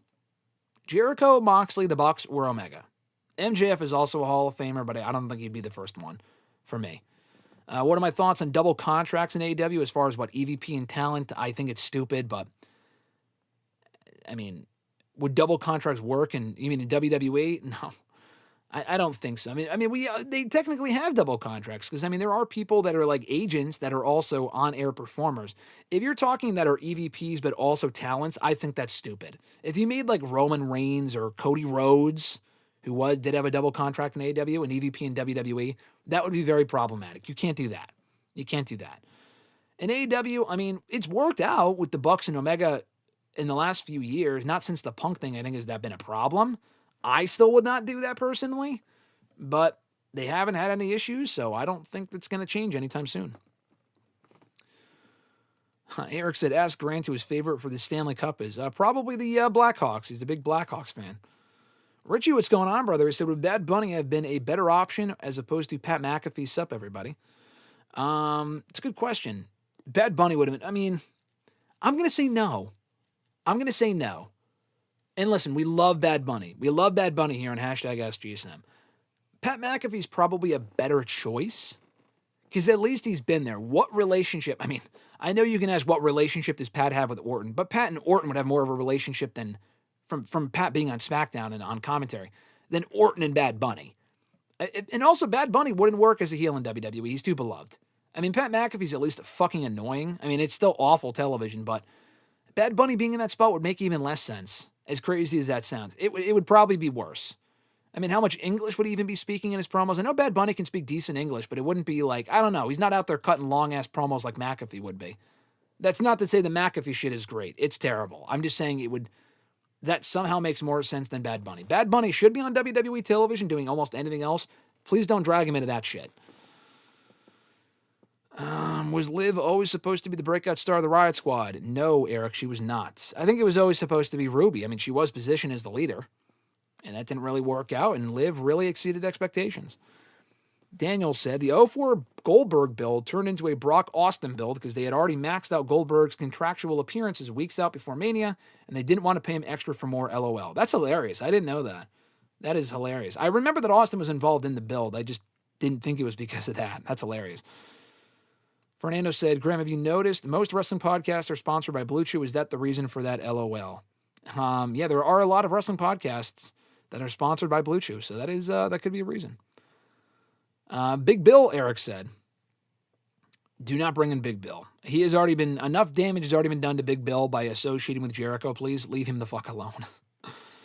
Nathaniel said, would Cope and Christian be inducted to the AEW Hall of Fame? I think Christian more likely because of his heel run. Why would Copeland ever be inducted into the AEW Hall of Fame? And maybe like 50 years from now, but like I can think of at least 25 people that have meant more to that company than Adam Copeland. Christian, like you said, maybe, but he would not be a first ballot AEW Hall of Famer. That would be much, much, much later down the road. Eric said I would induct MJF first. Yeah, MJF as your first inductee is also fine. I mean, he was the best homegrown talent of everyone I mentioned. Jericho and Moxley were not homegrown talents. Neither was Omega in the Bucks. You can make the argument, well, MJF got his name started in MLW. I mean, a lot of people don't fucking know that. He also was not on a major scale like everyone else that I mentioned was. So, if you want a homegrown talent in there first, MJF would make sense. Daniel said, legit 7-footers would include Andre, Big Show, Omos, Gonzalez, Khali, Kurgan from the Attitude Era. I don't know who else. Okay, so if we're going off of best 7-footers, obviously it would be Big Show. Wrestling-wise, the biggest star is Andre. Like, he's the best big man because he is the fucking big man. But if we're talking about, like, most talented, Big Show easily. I mean, Omos hasn't done shit. Gonzalez sucked. Khali was barely passable towards the end there. Kurgan, barely was a blip on the radar. I'd probably go Big Show. How did Grant feel about the Masters and Roy McElroy? Is that his name? He said he was excited because Roy, I know, he said he won 2 years in a row, so he was really happy about that. Never thought Roy would win, and then he did 2 years in a row. So Grant was pretty happy about it. You think he doesn't know shit, but he does. How about Chris Jericho to AEW Hall of Fame? I already mentioned that. I think that'd be great. I think that would make sense. Down the road, not now. Richie said, thoughts on Club WWE and Liv Morgan's music video, in quotes, he said. I mentioned the Liv Morgan music video earlier, but, can you really call it a music video? Was it really music? But at the same time, though, I've heard so much fucking awful music in the last several years. Really, anything, I guess, can be considered music. I did say this as well. I give her props. She put herself out there. I think visually it looks great. I think the actual music video is cool. You watch it on mute, it's like, wow, this is fucking awesome. And then you listen to it and it's like, oh, yeah, that's music. I guess. I don't know what they call music nowadays. They used to have those CDs. Now that's what I call music. It ain't that fucking song. I'll tell you that. That's not making the hit. That's not making the soundtrack. God bless her, though. I think Liv's great. She wanted to try something different. I agree, Richie. He said it's definitely one of the videos of all time. Yeah, definitely is. Definitely is. The Club WWE thing, and I also mentioned this about Liv, I don't really think that needs to be your theme song. The music is not good. Her current song is good enough. I enjoy the song. Some people don't, but it's definitely better than whatever that music video was. Again, if that gets her more like fucking, exposure points, then God bless her, but the song itself was garbage. Daniel even said the video was all right, but that song was Basura, man, I'm sorry. Yeah, no lies detected there.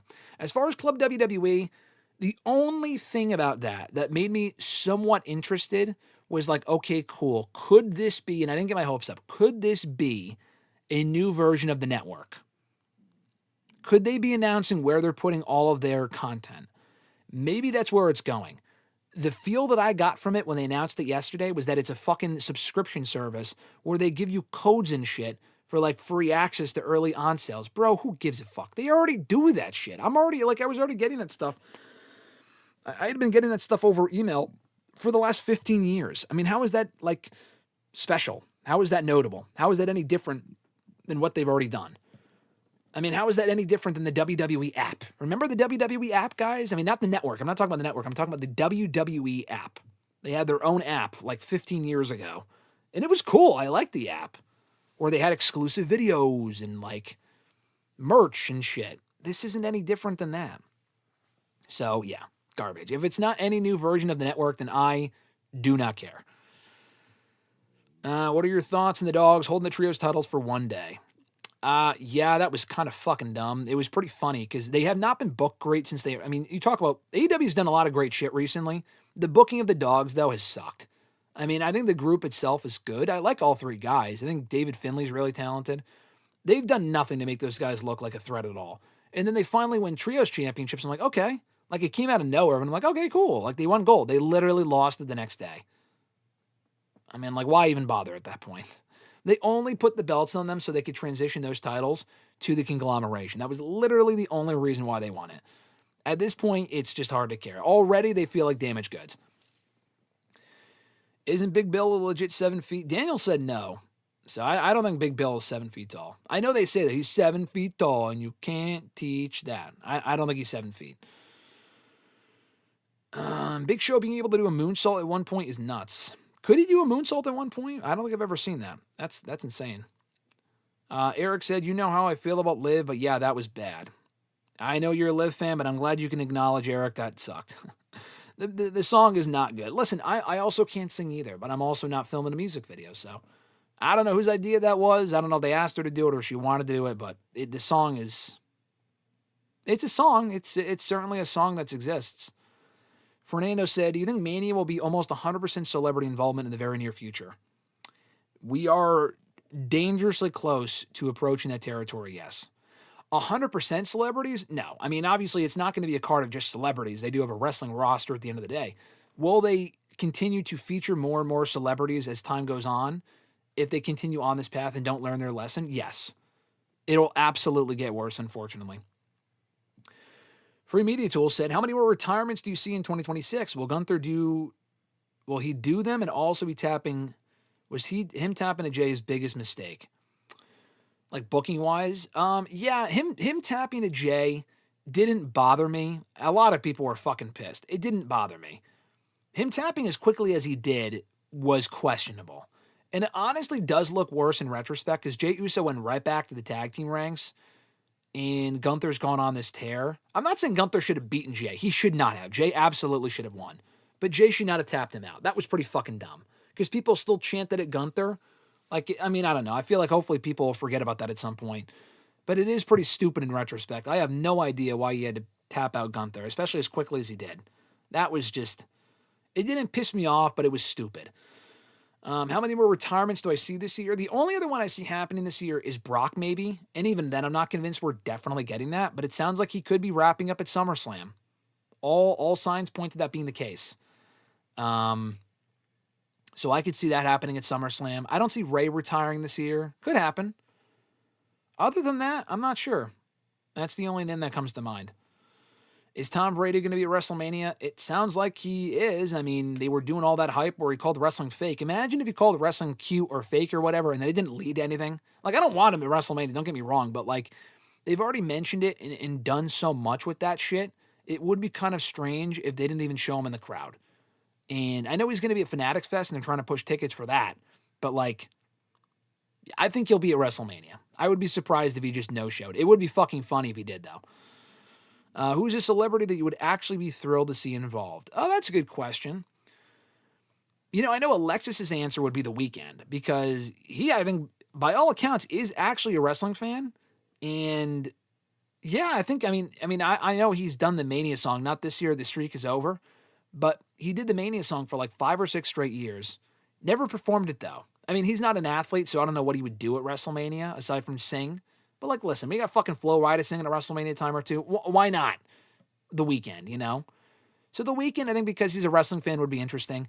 Honestly, I mean, this might not be a popular answer. I think Post Malone would be fun, too. I think he's a wrestling fan. They actually put him in the fucking video game a year or two ago. They've used songs by him. He's been in the crowd. But I think, honestly, like, I would rather see Post Malone than Travis Scott. I was never really a fan of Travis's music, and that's not like, oh, I don't want to see him involved because of that. He just seems like a fucking loser. Post, I mean, I don't know. He seems like a chill fucking dude. So, Weeknd, Post Malone, you know, I don't know. I just watched The Last Dance, so honestly, anyone like Dennis Rodman is getting inducted into the Hall of Fame, which is cool. Well, I don't know what Michael Jordan can contribute at this point. Like, physicality-wise, he wouldn't be able to do anything, really. But, like, him just being there would be cool. I don't know in what capacity, but, like, I like, there's a lot of, they've used basketball players in recent years. Tyrese Halliburton, Jalen Brunson. I don't really know those guys outside of WWE's involvement. So, like, to use someone like a Jordan would be fucking crazy. In what capacity, I don't know.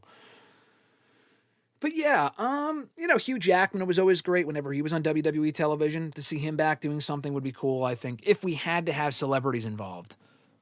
Hugh Jackman, anyone from Marvel, you know. I'm a Marvel guy, so anyone from Marvel would be fucking cool. I think there's a few celebrities I would like to see involved that I would pop for.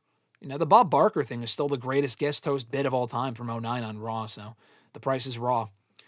Yeah, that's a good question, though. All right, so what we're going to do now is go to these scheduled questions. So I'm going to disappear the chat for a little bit. I'm going to go to the questions. The chat will still be running, obviously.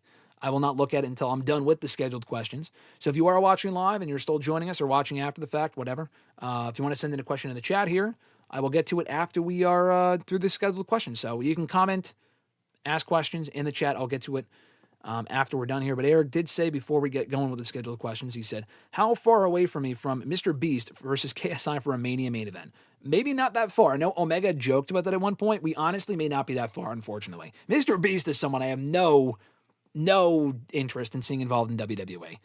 He just seems fucking annoying to me. KSI I also don't really care about, but Mr. Beast I have zero interest. Sub-zero interest. All right, let's go to these questions here.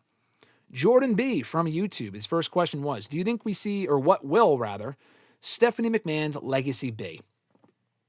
I mean, she'll always be known as the daughter of Vince. I mean, as far as shit that she helped the business for, I don't really know what her legacy is going to be. I know she's going into the Hall of Fame, but, like, it's not like she was the forefront of the women's evolution. WWE would like to make you think that was the case, like she was responsible for that. They actually did the women's evolution in spite of Vince and Stephanie and people like that. So, I mean, WWE will have her legacy be that she was a leader for the women. She wasn't really. I mean, she's always had a lot of influence behind the scenes. I mean, from an on-air standpoint, she was the GM for a while there in the 2000s. So people might remember her for that. Her pairing with Triple H is probably the best work of her career on TV.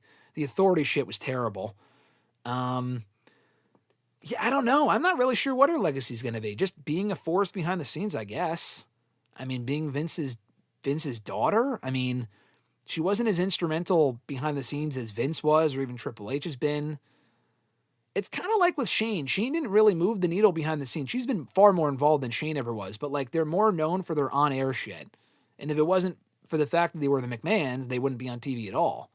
So, I don't know. I mean, behind the scenes, I'm not really sure what her legacy is, because what is she really... I'm sure she's done shit. Like, she's been a good ambassador for the company.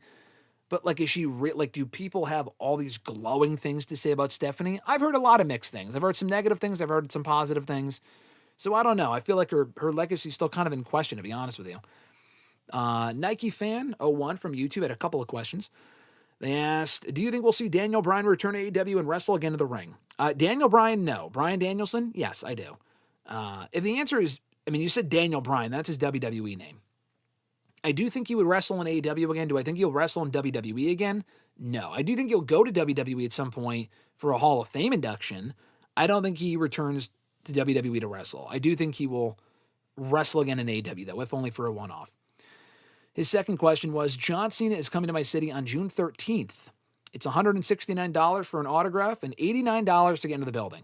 Should I go? Cena is the reason I got into wrestling. Yeah, you should go. I mean, that's a good deal, honestly. I mean, that's a lot of money, but at the same time, I just saw WWE World added John Cena, and he's only doing photos for $475. It's either $450 or $475. It is egregious. And I say it's egregious because Cena does a lot of conventions. He is never that expensive. I mean, I see him for pictures like for $200, $250. This is like fucking twice that amount. It is ridiculous. I don't know if it's because he just retired or what. Way too expensive. So my point is, and that's not even including the WWE World entry fee, which at least is close to $80, $90, which is as much as you said to get into the building for whatever you're going to. So I would say do it. I would say do it. Meet him for a picture. It's worth it. I met him myself at a convention a few years ago. Have the picture. I've interviewed him as well, but it was cool to meet him in person.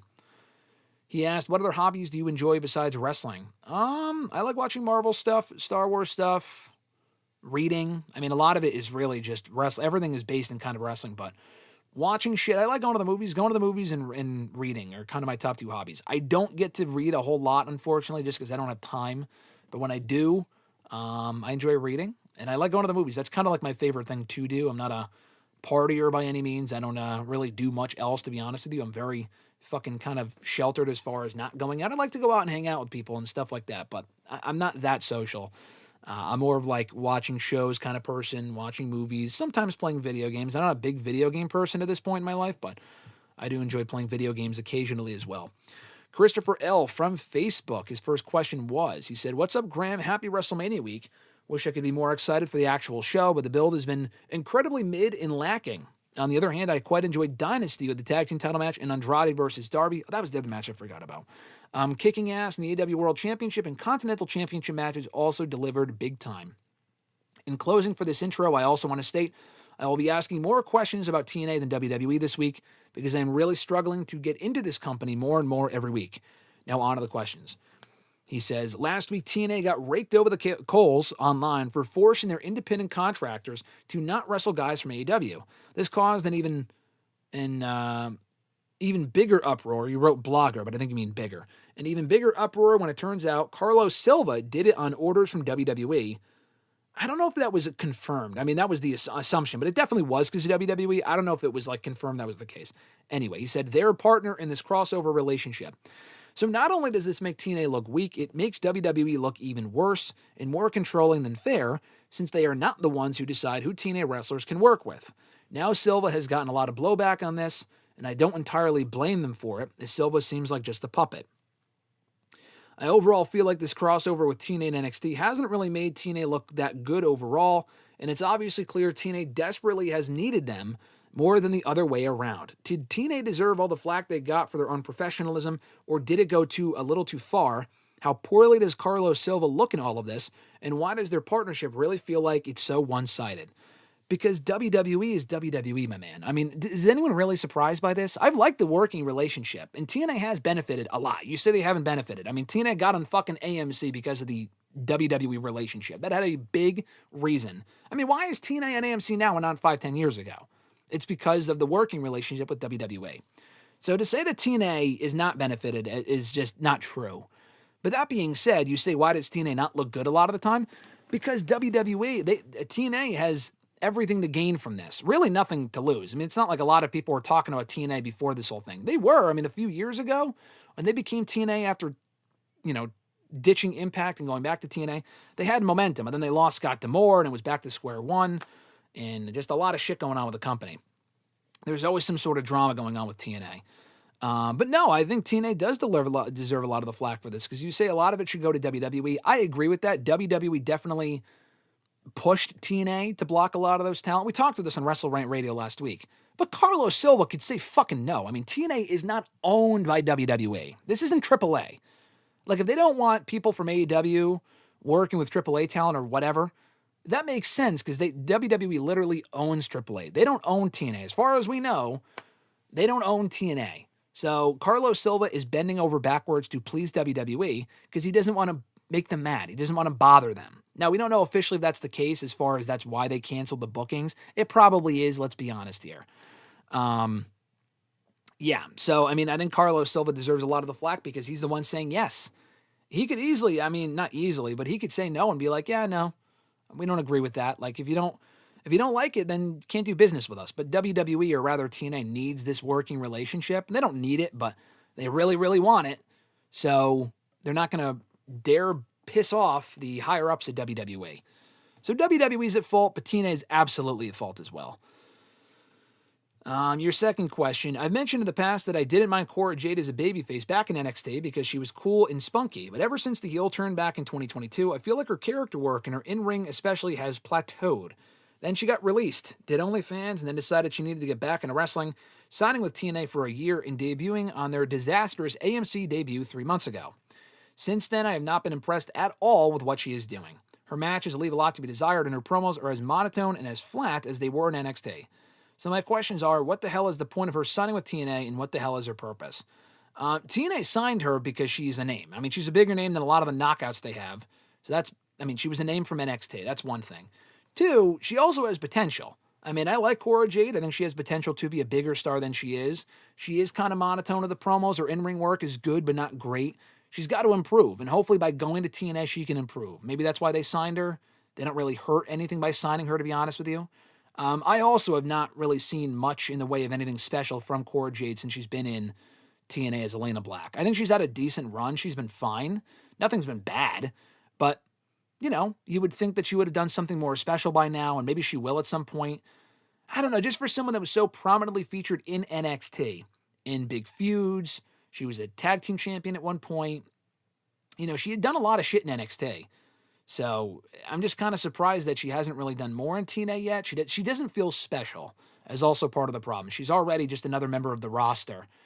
But she also has to hold up her end of the bargain too, and kind of maybe improve on the mic and in the ring and whatnot. Her feud with Marceau was fine. It was a fine use, but it kind of felt more like a vehicle to get over Marceau than it was Elena Black. And that's okay.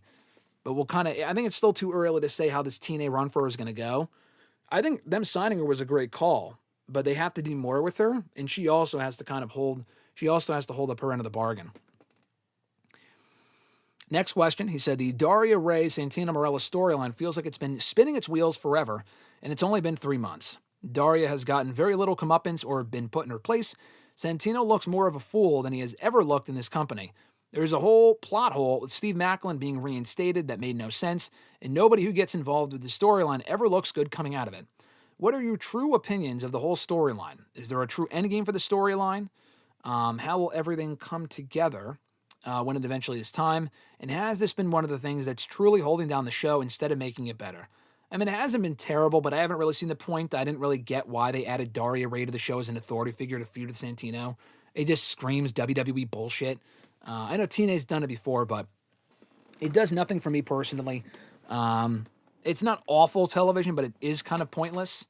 So yeah, I don't really know what purpose it's supposed to serve or who it's supposed to be getting over or what the end game is aside from just adding Daria Ray to the show. I don't really get that at all. She really hasn't added a hell of a whole lot so far. Let's put it that way. His next question, the Elegance brand is the single worst stable in professional wrestling today, and it's not even close. They make the MFTs look like the Four Horsemen by comparison. That's funny. I am embarrassed and ashamed to see these 5 morons on my screen every week, wasting my time and poisoning the audience's brains with their incredibly awful garbage. I seriously would like to know who this group is aimed for. Who is their damn audience? Because it sure as hell ain't pro wrestling fans. They're not entertaining. They're miserable heels. They're not a threat to anyone. They're excruciating to listen to, etc. And yet here they are holding titles and getting at least 10 minutes of screen time every week. Why does this group continue to plague the show? Could you find any redeeming qualities to any of this? And will it be one of the greatest days in modern wrestling history when this group disbands? Man, you really fucking hate the Elegance brand. I don't like the group either. I mean, I kind of liked it initially, but then Ash came back. It kind of felt like, okay, they're using this group to get over the other 2 girls because Ash is retired, but then now she's not. And now they have the Mr. Elegance. I mean, that shit's stupid. I mean, he's kind of just fucking annoying, which I guess is the point. The group sucks. I mean, I agree with you. The group sucks. They got to get rid of it. I don't know why they feature it as much as they do. A lot of what they do with them is it's just garbage. Next question. The Stephanie Vaquer, Liv Morgan storyline, much like the Roman Reigns CM Punk storyline, feels a little uneven. Every week between the two, it's either brawling or well-produced vignettes, but the issue is that the flip-flopping of who has the upper hand in the storyline sucks some of the energy or emotion out of the storyline. The final brawl between them last night was good, if not a little sloppy, but therein is part of the problem. The feud was filled with nothing more but empty insults and brainless pull-apart brawls because they can't do anything else to get the fans excited otherwise for a match. Who knows? Maybe they'll have a pretty good match on Saturday. I just feel it's been uneven with WWE relying on their lazy tropes, as usual, to handicap a simple story. What about you? Do you find this storyline a little uneven, or maybe I'm just looking for more in a story that's very meat and potatoes? I've liked the feud, actually. It's kind of funny you say that. I'm not saying it's like cinema. I feel like the feud should have more depth. I will take this shit over anything what the fuck we've gotten with Jade and Rhea, which has largely been fucking awful or just boring or not interesting. The Stephanie and Liv stuff has been surprisingly good. Started out sloppy, but I think a lot of what we got in the last month has been really good. I don't really know what much more we need. I mean, the stuff they've said in the vignettes has been great. The brawl last night was really good, I thought. Stephanie almost fucking murdered her last week by slamming her into Roxanne in that backstage segment. I'm not really sure what else you need. I mean, they don't have a lot of history to go off of. I mean, it's a new feud, so I don't know. I've been digging the feud. I don't really think it needs to be anything great. It's actually one of the better built matches on the card, so I think the match could be good. I don't know if the match will be great, but I've enjoyed the build. That's actually exceeded my expectations personally. It's one of the better built things in the entire show when everything else has been kind of largely lazy. Your last question. Pat McAfee being added to the storyline has not only pissed off the fans, but has also divided the locker room, especially guys like Damian Priest and specifically CM Punk, who bashed him live on TV, and even McAfee spent a good portion of his promo bashing him and burying him on Friday. It makes no sense why McAfee is spending so much time mocking Punk when he should be trying to build up a match he has no business being involved in to begin with. What bothers me the most is that both men are throwing jabs at each other when neither of them are even on the same show together. It comes off as counterproductive and self-loathing, especially when you consider the fact they are literally bringing up the fact that the ticket sales are super cold right now as a storyline. It's all a mess. Why are they acting like they are building up for a match that at this moment is not going to happen? It's infuriating. How stupid is the back and forth between Punk and McAfee? And even if it is a build-up to a match, would McAfee even come close to being able to level up to Punk, given he's going for nothing but low-hanging fruit and Russo-like buzzwords? Have a great time in Vegas, my brother. Thank you, my friend. I appreciate that. I don't mind. I mean, this might sound silly. I don't mind Punk mentioning McAfee in his promo last week. I like when things affect the greater WWE universe that everyone else is talking about. I mean, Punk has mentioned The Rock how many fucking times? Is that leading to a match? No, it's not. So I'm actually fine with them mentioning McAfee. McAfee's responses to Punk were kind of like whatever. Is it leading to anything? No. I mean, it's funny that McAfee's talking about Punk and building up that match. Like, he spent more time talking about Punk than Punk talked about McAfee. I think a quick comment is fine. Focusing as much of that promo on SmackDown as he did on Punk was counterproductive because he did not build up night one at all, or the match with Cody and Randy. Just a complete waste of time. So yeah, a lot of it was just a waste. I think Punk's shots at McAfee were funny. McAfee's response was fine. But yeah, if it's not leading to anything, then they probably shouldn't spend as much time on it as they do. For them to mention it, I don't have a big problem with. But they don't need to spend a lot of time on it as they have. Let's put it that way. No L from Facebook. Their first question here. First and foremost, happy WrestleMania week, everyone. What would be your top 5 WrestleMania matches that should have been the main event, but due to ego or Vince being Vince, it didn't happen? Shawn and Taker, I don't know if that would have been like a fitting main event, but it was the best match of the show and one of the best matches of all time. But I think that could have worked as the main event. People were hyped enough for it. So let's say Taker Shawn from 25 should have been the main event. Rock and Hogan from WrestleMania 18. Austin and Hart from Mania 13 should have been the main event. Flair and Savage from WrestleMania 8 should have been the main event. And what else? Mania 29, nothing. I'm trying to think of other Manias in the last, recent years that have something like, oh, that should have been the main event. You know. Io, Rhea, and Bianca would have been an amazing main event. I don't know what that would have gone on the main event over, though. Like, the men's triple threat was the right match to close out Mania last year. I'm just trying to think. 37, no. 38, no. 39, they got the right main events. 40, they got the right main events. There's no matches in the last several years I would have put as the main event over something else that got the main event. 35, 36, no. 34, I wanted AJ Nakamura to get the main event. It's probably for the best. It didn't. But I think that you can make an argument that should have been the main event. Maybe it would have been better. Who knows? Probably not. 33. I mean, Taker and Roman was a terrible match. It ended up being a bad match. And Taker didn't even retire. So, yeah, let's say Brock and Goldberg going on last would have been better. I mean, that was fun. It was only 4 minutes. I don't know if it would have worked as the main event, but I probably would have been more content with that as the main event over what we got with Roman and Taker, considering Taker did not end up retiring as we thought. 32, it would have been cool if the women went on last, but that was never going to happen. 31 was the right main event. 30 was the right main event. 29, 28. 27, I mean, Cena and Miz sucked, but what were you going to put on last? Taker and Triple H? Probably not. 26 was good. 25, I already mentioned. 24 was good. 23, we'll say Batista and Taker.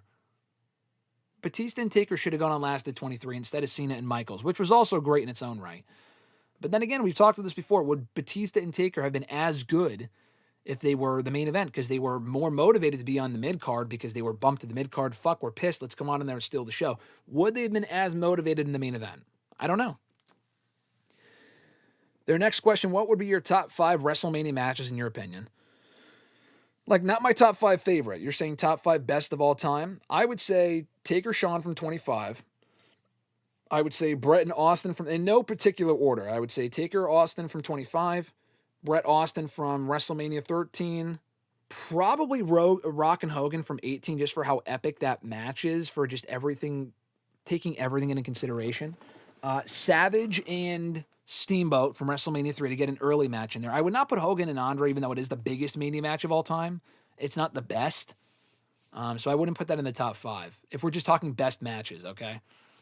I would say Steamboat and Savage, though, to get something earlier on in there. And then for more recent matches, I would put Cody and Roman from last year. You could say Io, Bianca, and Rhea as well, but Roman and Cody was just so fucking big that second time around. Perfectly executed. That's a 5-star match to me. So I would say that. So my top 5 Mania matches are Rock Hogan, Taker Shawn 1. I mean, it's weird to not put Austin and Rock in there, but I don't know if it cracks top 5 because of the finish. So I would say Rock Hogan, Hart Austin, Taker Shawn, Savage Steamboat, Cody Roman. Those are my top 5 WrestleMania matches of all time. Let me know what you think in the comments in the chat. At Iwagu from, I know there's one I'm thinking, or one I'm missing, but they're probably Rock and Austin, but that might make like 6 from 17. Or the women's triple threat from last year would be up there as well. I mean, there's other matches you can include, but those would be the main ones. Let me just move my camera here for a second. Hold on so you can see at Iwagu's questions. Bam. All right, there we go. All right, at Iwagu from Twitter, at Iwagu91 from Twitter, their first question was, did you know that Kevin Knight's TNT title victory at Dynasty is his first singles title of his career? I did not know that. I mean, obviously in AEW it is. I didn't know if he won gold like elsewhere. I know he didn't win gold in MLW or TNA, but I didn't know if he won a championship in New Japan, but apparently not. Doesn't surprise me, but good for him. I was happy to see him win. Kevin Knight's great. The first of many, hopefully, of singles titles in AEW. He said, were you expecting Moxley versus Ospreay to end in a draw or for Moxley to retain the Continental title like they did at Dynasty? I was expecting Ospreay to win. I was not expecting a draw. That would have been lame. But no, I was expecting Dynasty. I was expecting Ospreay to win a Dynasty. I was a little surprised that he didn't, but not entirely shocked after, like I said earlier, Moxley got pinned by Ospreay on fucking Dynamite. It could have been any of the member of the Death Riders, but I feel like they did that on Wednesday because Ospreay was losing on Sunday. He also asked, of the championships AEW has, which one should be abolished? I would get rid of realistically, just one mid-card belt works, but if they really want to, keep the TNT championship and keep the international title. The national, or the international title. Get rid of the national championship. That was always kind of a waste of time. It ended up on the fucking pre-show anyway this week, as it was the month before at Revolution. Get rid of that belt. The Continental Championship doesn't need to be a fucking Continental. There doesn't need to be a Continental title. If you want to do the Continental Classic, that's cute. Make it like the Owen Hart Cup where the championship itself is not defended. It's just like you win it and that's it. It doesn't need to be an actual belt that's defended. That's just kind of a waste. So I would just keep the TNT title belt. But if they want 2 mid-card belts, do International and TNT, as it was originally a few years ago. The women's tag titles so far have been fine. I would keep those. The world title obviously is fine. The 2 women's belts are fine. It's really just the men's mid-cards that kind of muddy up some shit. I would also get rid of the Trios championships. The Trios titles are kind of a fucking waste of time, too. So those 3 belts I would get rid of personally, not counting Ring of Honor. Millennial Noob from Twitter, last 2 questions. He said, for the last couple of months, Io Sky, I'm just checking the time here. All right, we're good on time. For the last couple of months, Io Sky has been booked like a mess. So the question is, does WWE have an Io Sky problem? Because she went from walking the last couple of Manias as champion to not having a match at WrestleMania 42. I mean, they have an Io Sky problem right now. In general, no, because she is normally booked fairly well. I mean, she was the tag team champions a few months ago. She's all over the shows. They have an Io Sky problem going into WrestleMania. She should absolutely be on the fucking card. Do I think they'll have an Io Sky problem coming out of WrestleMania? No, I think she'll be fine. Ask me again in a few months. Like, if she's still directionless in a few months from now, not really doing much, then we have an Io Sky problem. Currently, I would say no. The only issue is WWE not putting it on the card for some fucking reason. I don't know what the reason is as to why they have not put that match in the card yet or at all. But we'll soon see. And last question, what are your thoughts on Liv Morgan's first music video? I find it very nice and great. Well, I'm glad you enjoyed it, Noob. I did not think it was as good. I thought visually it looked cool. I thought the music itself was not good, but I also didn't have high hopes because Liv Morgan is not known for being a singer. I didn't think she would have a great singing voice, and the song was kind of garbage. So, I mean, I'm not really shocked. I applaud herself for putting herself out there and doing it. I'm sure her fans will lap it up and it'll be a success. But I'm not expecting or anticipating or looking forward to any sort of Liv Morgan album. If that was supposed to be the teaser for an album, no thanks. I'm all set. If you listen to the song on its own, it's not very good at all. With the music video, it's cooler because it looks cool visually. The song itself, I don't think I'll be listening to that ever again, unless it's her theme song and we're forced to. All right, we'll get going here in a couple minutes after we're done with the chat. Let me pull the chat back up. Hold on.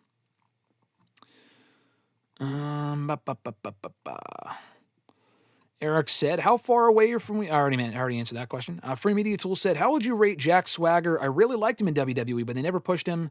What do you think? I liked Swagger early on. He eventually just got fucking... I mean, honestly, they ruined Swagger for me when they put the world title on him when they did, back in 2010. I thought he was perfectly good as a mid-card guy. Like, he was a good mid-card level star, like for United States champion. But they rushed him into the world title scene as Mr. Money in the Bank. The title reign was terrible. He never recovered. I mean, after that, he was just a laughing stock. He held the U.S. Championship for like a month in 2012. He was a loser then. They tried to reboot him in 2013, but it felt too late. And in addition to that, he got himself fucked over when he got a DUI on the road to WrestleMania. Not literally on the road to WrestleMania. He got a DUI on the road, and it just happened to be on the road to WrestleMania. And it kind of screwed any chance of him winning the World Heavyweight Championship. And he was a loser again after that. So Swagger was never the most charismatic person. He was not the most charismatic person at all. He was never going to work at a main event level. As a mid-carder, he was fine. Anything more than that, I don't think he really worked at that level. Daniel said, I just saw Bob Barker doc. Let's just say he's more like Hulk Hogan than I ever knew. Shake my head. Well, that's disappointing. I'm actually in the middle of reading a Bob Barker autobiography right now, and I never got the sense that he was like Hulk Hogan in that sense. That's kind of disappointing to hear. I didn't know he got canceled. That's unfortunate. Eric said Billie Eilish would be cool for me as a Mania celebrity. I mean, I don't really care about Billie Eilish, but other people do, so I'm sure that'd be fine. Are you excited about the Mortal Kombat movie? Not really. I didn't see the first one. I'm not a Mortal Kombat fan, so I don't really care personally. Daniel, last couple of comments here, said, haven't seen the Shawn Michaels doc yet, but it threw me off that even his daughter is taller than him. LOL. Yeah, I saw a picture of that. I haven't watched the doc yet. A review should be up at some point, maybe tomorrow once I watch it and review it. But I did see a picture of him doing his pose with them. I did not expect his kids to look like... I didn't even know he had... Like, I knew he had kids, but I did not expect them to, like... I didn't know what they looked like, to be honest with you. And I did not expect her to be taller than him, even though he's not the tallest guy anyway. He said, I remember seeing a podcaster crap on Rock and Austin, and their defense was, with the sound off, it sucks. As if anyone watches wrestling that way, LOL. Yeah, and he's talking about Rock and Hogan. Yeah, and I've seen people say that for years now. Without sound, Rock and Hogan is awful. I mean, again, like you said, who the fuck watches wrestling that way? It's such a dumb criticism. Who is someone that you think is not looking to renew their contract in either company? It's a good question. I think there's way more people than we know. Way more people than we know. And in either company, in AEW, like Wardlow should get the fuck out of there when his contract is up. Camille, I don't know what she's thinking, but she was barely used up until now. She was gone for 2 years, and I think she was perfectly healthy. I would leave if I were her. I'm sure there's plenty of other people in AEW that are probably like, you know what, man, fuck this. Deonna Purrazzo, I would be surprised if she's still there when her contract comes up. In WWE, I'm not really sure. In WWE, I'm not really sure who would work, like who would make sense as far as their contract. Like, oh, when it's up, they're going to leave. Let me look real quick at the WWE roster. Hold on. Let me pull up the WWE roster. Oh, pressed on the wrong webpage. WWE roster. All right. Santos, I mean, he fucking re-signed. I'm not really sure why, but he probably wanted the money. Okay, whatever. Dragon Lee, I could see staying. Pete Dunne and Tyler Bate, maybe they could leave when their contracts are up. I think Finn Balor is content. The Viking Raiders, I think they'll get fired before their contracts are up, but I think they're on their way out, honestly. LA Knight, maybe. I mean, don't be surprised. Just because he's been booked so abysmally, I could see him leaving when his contract is up, potentially. Grayson Waller, maybe. Theory seems to be in a fine spot now, even though I think he should leave. Rusev, I could see pulling an Andrade and leaving at some point, or just getting fired, to be honest with you. Let's see. I know Becky's going to leave when her contract is up. She's talked about that. She wants to be done. It's not because she's unhappy. Who else? Natty re-signed, so she's not going anywhere. On the SmackDown side, I don't know. On the SmackDown side, I'm not really sure. Looking at their roster, I mean, Drew re-signed. Fatu's not going anywhere. Maybe Johnny Gargano, I could see when his contract is up. I could see him leaving. Cardona just came back. Miz, I don't think would ever willingly leave on his own. Fraxium, maybe. I don't know. Ray Phoenix, I don't know when his deal is up.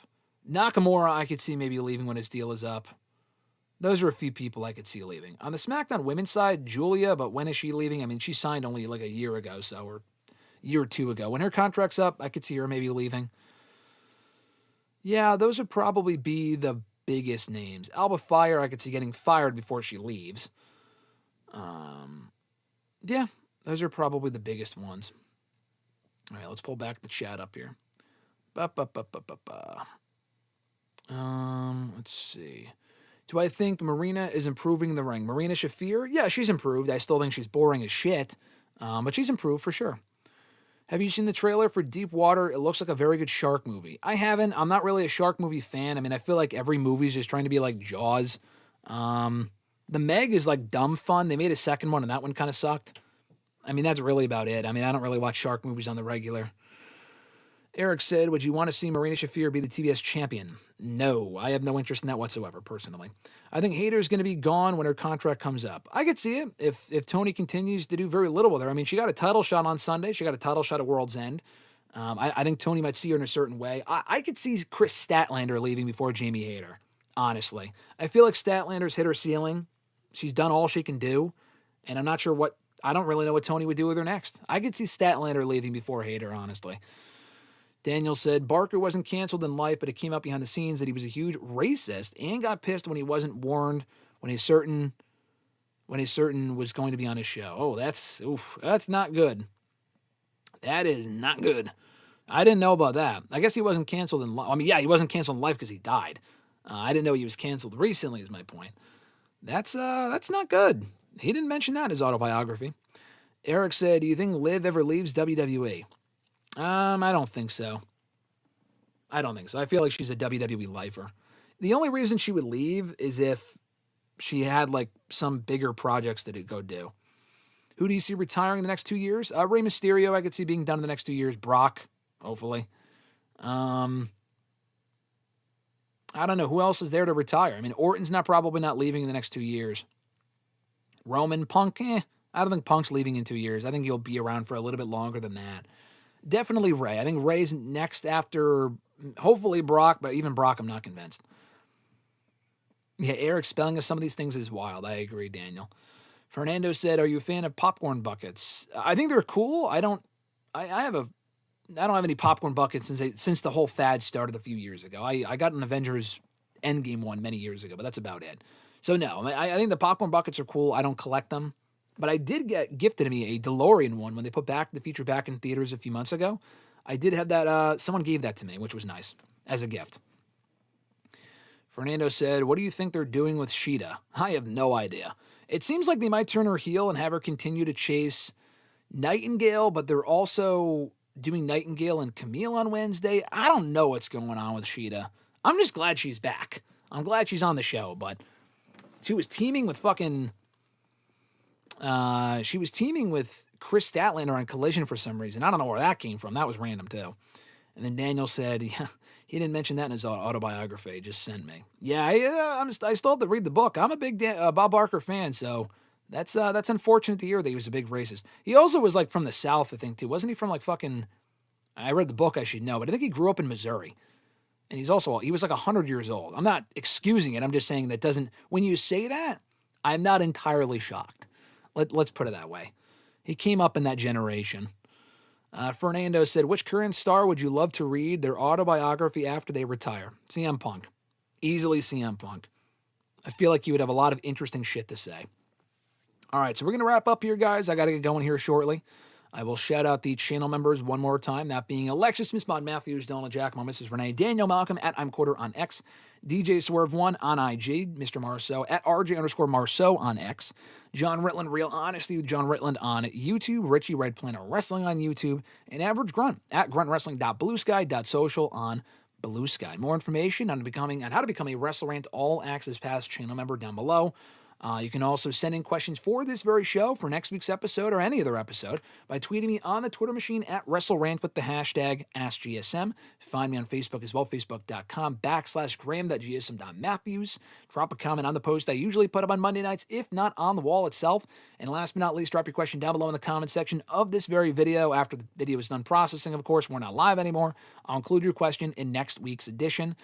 Next week, though, on that note, be sure to tune in with us for next week's hashtag AskGSM next Wednesday. I'll be traveling next Tuesday, so no episode next Tuesday. We'll have other content hopefully up instead, but we will be live likely next Wednesday. We'll be live next year on the channel on Thursday for WrestleRant Radio. I'll be in Vegas at that point. Mr. Marceau, unfortunately, will not be, but he will be on the show with me to do WrestleMania 30 or 40. What the fucking WrestleMania are we on? WrestleMania 42. WrestleMania 42 predictions. We'll be doing that sometime on Thursday, very likely between 11 a.m., 1 p.m. Eastern time, so join us for that. Coming up in a few days.